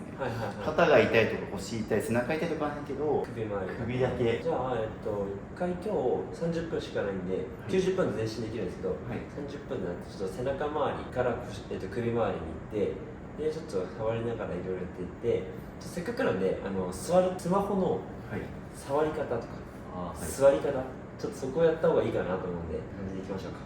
じゃあどこでもできるんですね。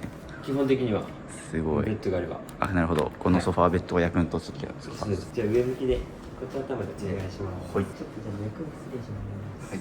脈。脈何でも分かるんで、その日疲れてるなとか、前の日忙しかったんだろうなって全部分かります。昨日の僕はどんな感じでした？今日まだ1日目なんで分かんないですけど、ちょっと早いんですよ、一般的に言うと。早いんだ。なのに弱いんですよ。疲れてるのかなっていうのは正直触ってて。すごい。今疲労ピークすごいでしょ。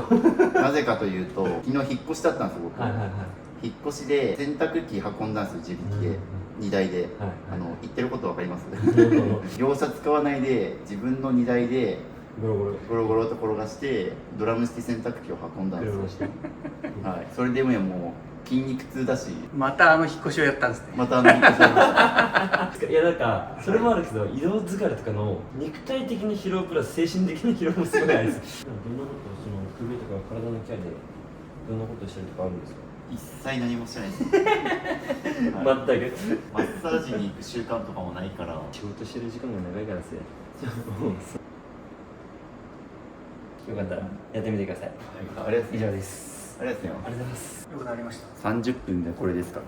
すごい。じゃあちょっと来週ではい、またお願いします。この動画もちょっとよかったら後日上がるので絶対チェックします。はい。片手動画で初めてマッサージを受けた。なかなか出ないと思うんで。それはそう。はい概要欄になんか貼るのないですかね。そうだ、確かに。あとでなんかホームページとかなんでもなんか SNS 教えてください。はい。っていう感じで、そうですね。マッサージで僕も元気になったんで、早速最後の片付けを始めていきます。お願いします。1ヶ月ぶりくらいに来て、特にこの辺りとかこの辺りも、割と使うものだけ出されてるなっていうので、なるべく維持はするようには。あと特にここですね。ここ変わらず、前ここめっちゃ片付けましたけど。ここはそんなに変わらずで維持できる感じ。そもそもなんかもう、どっちかというとどんどん使って消化していってるっていう感じですね。空になってる。素晴らしい。でもやっぱ綺麗になってますね。素晴らしい。ちゃんと家になってきた。はい。で、今日片付けたいのは、なんで最後なんで、ここおしゃれバーカウンターがあるんで、ここまでもそうですね、前宿題でなんかこれメルカリ出してくださいとか、ここに固めてたと思うんですけど、やっぱ綺麗になってるな。特にこの辺りとかなんかありそうですね、この辺りは。この辺りもややちょっとまだ怪しいものが、焼肉プレートとかね。はい。あとここですね。ここも正直これはこれですごいおしゃれな感じになってるし、こことかも前あれですね、ちゃんと変えたんですね。変えました。蓋付きで犬がいじらないようにみたいな。っていうのでこの辺りに関して言うと、前回も細かい改善はしたんですけど、ビリオネア君がまだ5歳でちょうど赤ちゃんで育つ盛りだから、正直、僕も今お子さんがいるとことか犬がいるとこ行ってるんですけど、赤ちゃんの時はもう結構散らかるんでっていうのはもうしょうがない部分なんで、僕の中でだから犬とかお子さんが赤ちゃんの時はもう散らかしていいゾーンを作って、そこ以外を徹底的に片付けるっていう方針にしてますね。赤ちゃんがいるとこだったら遊び場周辺はおもちゃで散らかるからしょうがないけど、それ以外のキッチン、リビングとか綺麗にできるところあるはずなんで、ここが多分一番変わってるとこかな。観葉植物とか、あとプロジェクターをちゃんと天井に埋め込んで、ここはなんかテレビを置くかみたいな話してましたけども、プロジェクターでいいって感じですね。そうですね。すごいもうカーテンなしですね。そう、カーテンない。なくていいですね。なくて、正直別に見える感じではないから。っていうので、カーテンなしの寝室が出来上がりました。これは僕が指示して買ってくださいって言ったやつですね。LINE で指示しながら、ローテーブル同じやつにしましょうかって言って、それぞれの枕周辺で使うものを入れてもらってるっていうような。基本的になんか、今下収納入れてますけど、中身が極力見える系のサイドテーブルにしてもらいましたね。ここはビリーのあれですね。そう、ここでビリー寝る時もあるんで。寝るようになったんだ。よかったな。広々使えて。というので、この後このカウンター周辺片付けていくんですけど、なんか、最初思い出すとだいぶ居心地よくなりました。そうですね。確かに。段ボール山積みでテーブルの上も基本ご飯食えないみたいな感じ。こういう時の片付けはもう残したいものだけ先に決めちゃった方がよくて、例えばここだと Wi-Fi はそこに多分置いとくか、多分下に置いちゃうと犬が噛むとかあると思うんだけど、これは絶対置いとかないといけないものみたいなところから逆算して、この2つは絶対に置いとかないといけない、植物を置きたいとかですかね。そうですね。なったら、例えばじゃあこの真ん中ら辺ゾーンっていうのはなくてもいいんじゃないかとか、ここでなくてもいいんじゃないかっていうふうに考えた方がいいですね。なので一番いいのは Wi-Fi2 つとその植物2つだけとかね。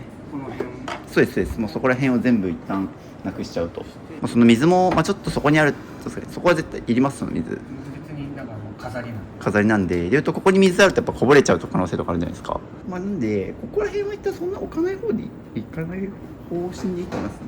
こいつが微妙な気がするんですよ。微妙と思うなら置かない方がいいですっていう風に。待ってよし。おお、すごいしつけをしてる。ちゃんと耳がはいご飯についてベトベトになるんで、はい襟巻きみたいなのをして耳がつかないように。あれは可愛いそういうのでこの周辺を片付けたいっていうのがあるって、例えばここになんかその書類系というか書斎系があるじゃないですか、こっちで使うんですよね、結構置いちゃうとごちゃごちゃしちゃうから、かといってバーカウンターだからここなんか中にこれがあるのもちょっと変な。嫌ですよねで決めました。ニトリに行きます。近くにニトリあるんで、僕のとっておきの収納の仕方がありますので、ちょっとそれを買いに行きます。一応もう僕の過去の動画でももう散々いろんな家片付けてきたんですけど、唯一それだけは捨てずに毎回残して使ってるっていう収納があって、それをちょっと買いに行こうと思います。ニトリに到着。見つけました。これをね、色だけ決めてもらって。ここにあるだけじゃないですね、色が10色ある。本当だ、それは知らなかったこんな色豊富なんだ。めっちゃ色豊富ですね。寝てます。ちゃんと使ってるんですね、あれ。使ってます。というのでランチも買ってきたので食べるんですけど、やっぱりこんな風に食べたりここで仕事もしたりするからこう散らかりやすいと思うんですね。っていうのでテーブル上ってやっぱ置かない方が綺麗だと思うんで、それを収めるようにあるのを買ってます。っていう感じで組み立てます。早速今からちょっともろもろやっていくんですけど、今まででも結構減らすっていうことはやってきたんで、あとはもう使うものをどう整理収納するかっていう感じで減らして厳選したものをもうどんどんこういうところに入れていきます。組み立ては僕これ得意なんで任せてくださいよし、完成。ビリーできたぞ。ビリー乗れ。ビリーが乗りました。ちょっとかわいそう。ゴロゴロゴロゴロっていうのでこれを使ってこの周辺を片付けます。大体僕片付け終わった後どう整理するかって聞かれたらとりあえずこれをおすすめしてます。みんなにニトリでこれ買いやすいし値段も1個3000円以下くらいなんで、これ何がいいかっていうと結構コロコロ転がして使えるんで、それこそこの部屋結構広くて1個で繋がってるんで、床にもそんなもの置いてなくてコロコロ臨機応変にいろんな場所で使えるので、かつ、これ結構中身が見えるんですよね。だからなんかこう物多い人って結構蓋がついてる収納とか、例えば、さっきのこれとかはあんまり良くなくて引き出しついて中身見えないからやっぱり何がどこにあるか把握しづらいから、なんかもうイメージもそのままポンって置いちゃってもいいっていう感じで、どんどんこれに見える形で置き換えていったら大丈夫っていう感じで、奥さんはここら辺すごいずっと仕事中使ってると思うので、なんか作業するときはこれ近くに持ってきてなんかここに置いとくとかでもいいし、こまごました日用品はここに入れとくと上が散らかりづらいです。なんで仕事終わったらこの充電器系とかもそこに置いていいしっていう感じですね。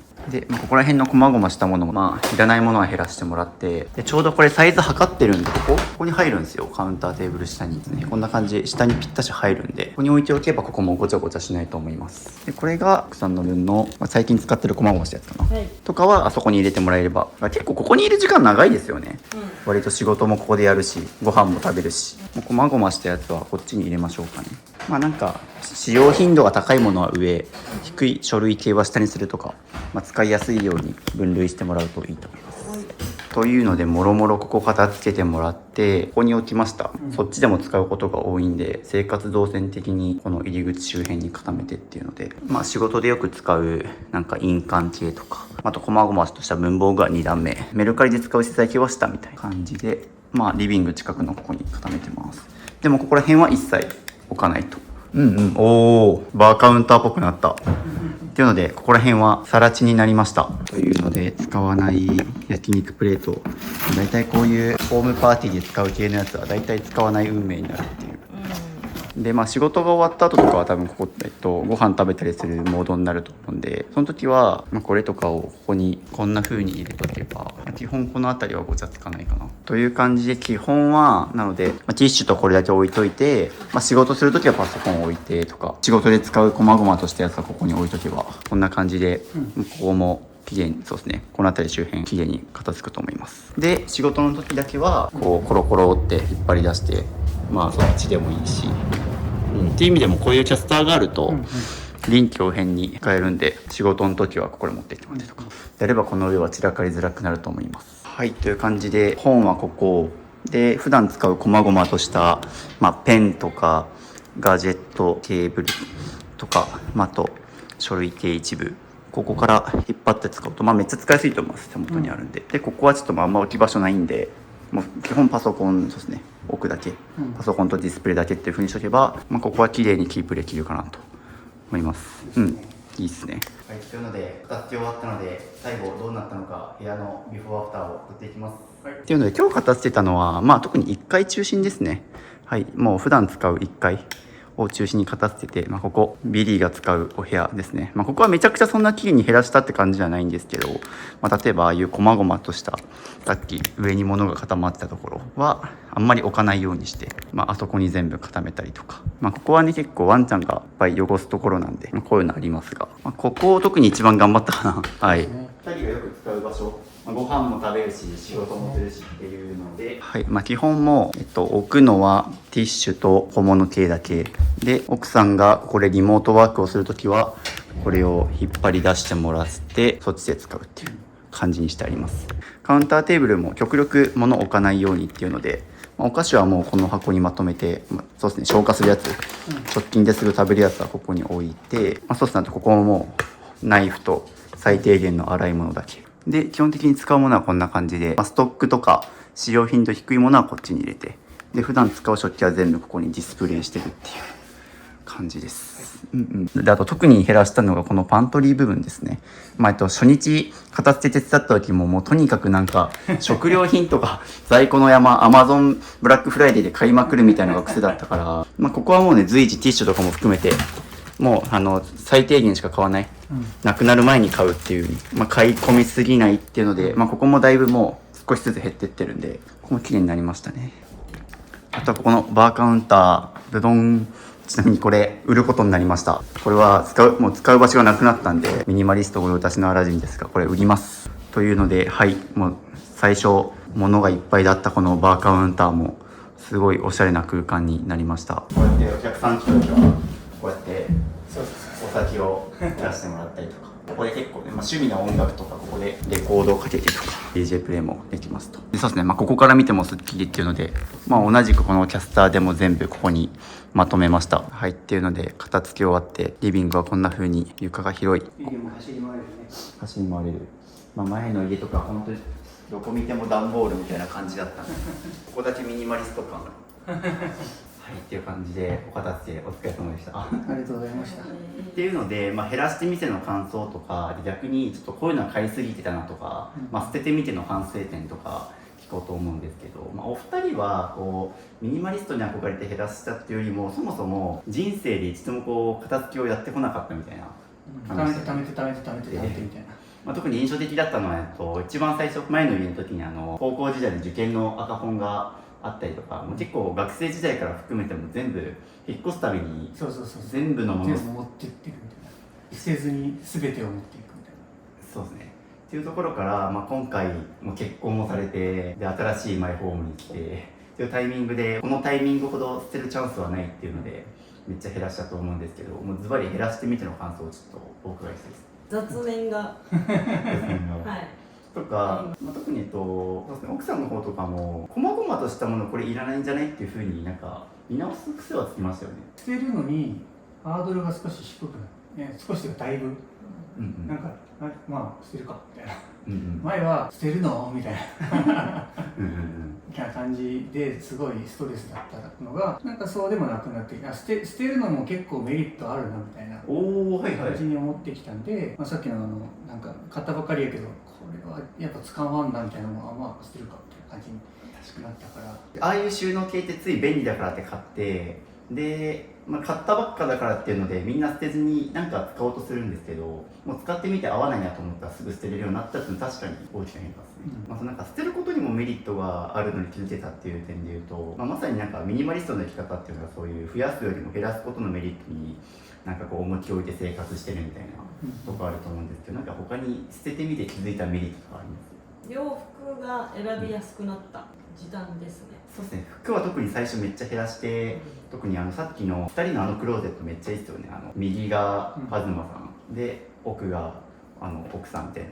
感じで、ちゃんとどっちがどっちのっていうの分かるようになってるから、あれは一目瞭然ですよね。その基本全部吊るしてあるから。あとこれは言っておきたいとかあります？まあでも部屋の片付けをしてて減らしてなかったらどうなってたんだこれはみたいなのはすごい思いますね。この量まだあるのに、これの倍ぐらいあったよなそういえばみたいな。そうです。確かに前の家とかでもまず一部屋が外箱部屋だったじゃないですか、あれ全部空にして外箱部屋と物がいっぱいのゲストルームで 4LDK のうち2部屋使えてないみたいな感じでしたね。ほぼ3部屋使ってないぐらいだったからそう結局1階でしか生活しないとか。今の家はないけど前の家の時は物を着ずに倉庫ありましたもんね、あれ全部売れたんですか？売れました。おお、なんかヤフオクかなんかで売ったみたいな。そう15万くらい10万ぐらいっていうので、もともとキャンプ用品を収める用の倉庫があったりとかして、確かにああいうとこも来る前に片せといたから、あれを全部捨てずに引き継いでたらどうなってたんだろうみたいなの確かにあります、逆にちょっと減らしてみての反省点聞きたいですね。買いすぎはやめようって感じですね。特にあれですね、広い家に住んでるからこそなおさら気を引き締めないと買えるからっていうので、さっきのストッカーとか特にそうでしたけど、めっちゃぎゅうぎゅう詰めだったけど、空いてるスカスカなくらいが気持ちいいと思えるようになった方がいいですね。余白も含めてあれは大事な空間と思ってもらって、あれを全部結局見ようとするとまた物増えちゃうから、買い込みすぎると結局賞味期限切れっていう問題もついてくるんで、もし食料品をどうしても買いたい時にでかいやつとかはちゃんと計画立てて買おうって、これはこことこことここで使うから大丈夫みたいな、なんか欲しいみたいな感じで買うと結局余らすから。なんか買ってから使い道考えると結局そんな感じでいつか使えるっていうのはずっと使わないまま、ね、眠っちゃったりで、どんどん買いすぎちゃうから、あれは非常に良くないので、買う前にちゃんと用途考えてここで使っていつまでにとかっていうのを考えながら買った方がいいですね。結局どうですか、外箱捨ててみて意外といらなかったとか。いらないですね。売る時も別にそんな、確かに買う側から考えると外箱があろうがなかろうが別に中身があれば正直どうでもいい。それよりも商品の状態とかの方が持ってると大事だし、なんかiPhone とかはなんとなく分かるけど、それ以外は別に変わらんかなっていう。意外となくても売れるし、そのために結局外箱部屋ができてるんだったらね、結局節約になってないっていう。私は一番嬉しかったのは、旦那が片付けをするようになったことです。確かに。もともとするようにできるようになる。そうできるようになった。片付ける選択肢が出てきたっていうのはあります。特にこの家は多分長年住むことにはなると思うんで、なおさら捨てる習慣つけておかないと物置けちゃうからっていうのを買い続けると、将来的に例えばお子さん作ったりとかってあります？あります。であるとなおさら今空き部屋があるけど、そこが子供部屋になる予定ではあるんで、なのでなおさらそういうふうに減らしていかないと。多いんですよ。結婚した時にマイホーム買ったんだけど結局物溜め込んで、そこが何度って言われるような物置部屋になって、子供ができた時に子供部屋渡せないみたいな本当にいました。先月京都で片付けそうになってましたね。お子さんが4人いるのに1個丸ごと、そこですね、部屋が床中物だらけみたいな。物減らせば子供部屋作れるのに子供が入れないからみたいな実際あったんで、ちょっと気をつけて。最後なんか言いたいことがあれば。ありがとうございました。そうよね。それよかったです。渋さんありがとうございます。こちらこそ撮影協力していただいて、こんな感じで僕一田さんの家を全国どこでも片付けていってるので、もし片付けてほしいよという方は概要欄のリンクから。あと最近僕公式 LINE に始めまして、そこではYouTube で公開してないような片付け動画とか LINE 限定で公開してたりとか、あと捨てられない人に向けた迷った時の手放す質問リスト30とか、あとスマホのホーム画面をミニマルデザインに変更できるアプリのロゴ画面とか、いろいろ LINE で配布してるんで、ぜひ無料です。登録してくださいという感じで、ワンちゃんもちょっとお眠なんで終わりますかね。ありがとうございました。ありがとうございました。じゃあなー。お知らせです。ミニマリスト支部の LINE を追加するとなんと無料で YouTube 未公開の片付け動画やルームツアー動画5本、スマホのホーム画面が綺麗に片付くアプリアイコン画像150個と壁紙セット、物を手放すか迷った時の30の質問リスト、ミニマリスト支部と1対1でズームできる相談会、インテリアの参考になるミニマリスト部屋のリンク集など、他にも計10個の特典を無料プレゼントしています。配布は予告なく終了する可能性があるので受け取りをお早めに。概要欄のリンクか QR コードから登録お待ちしてます。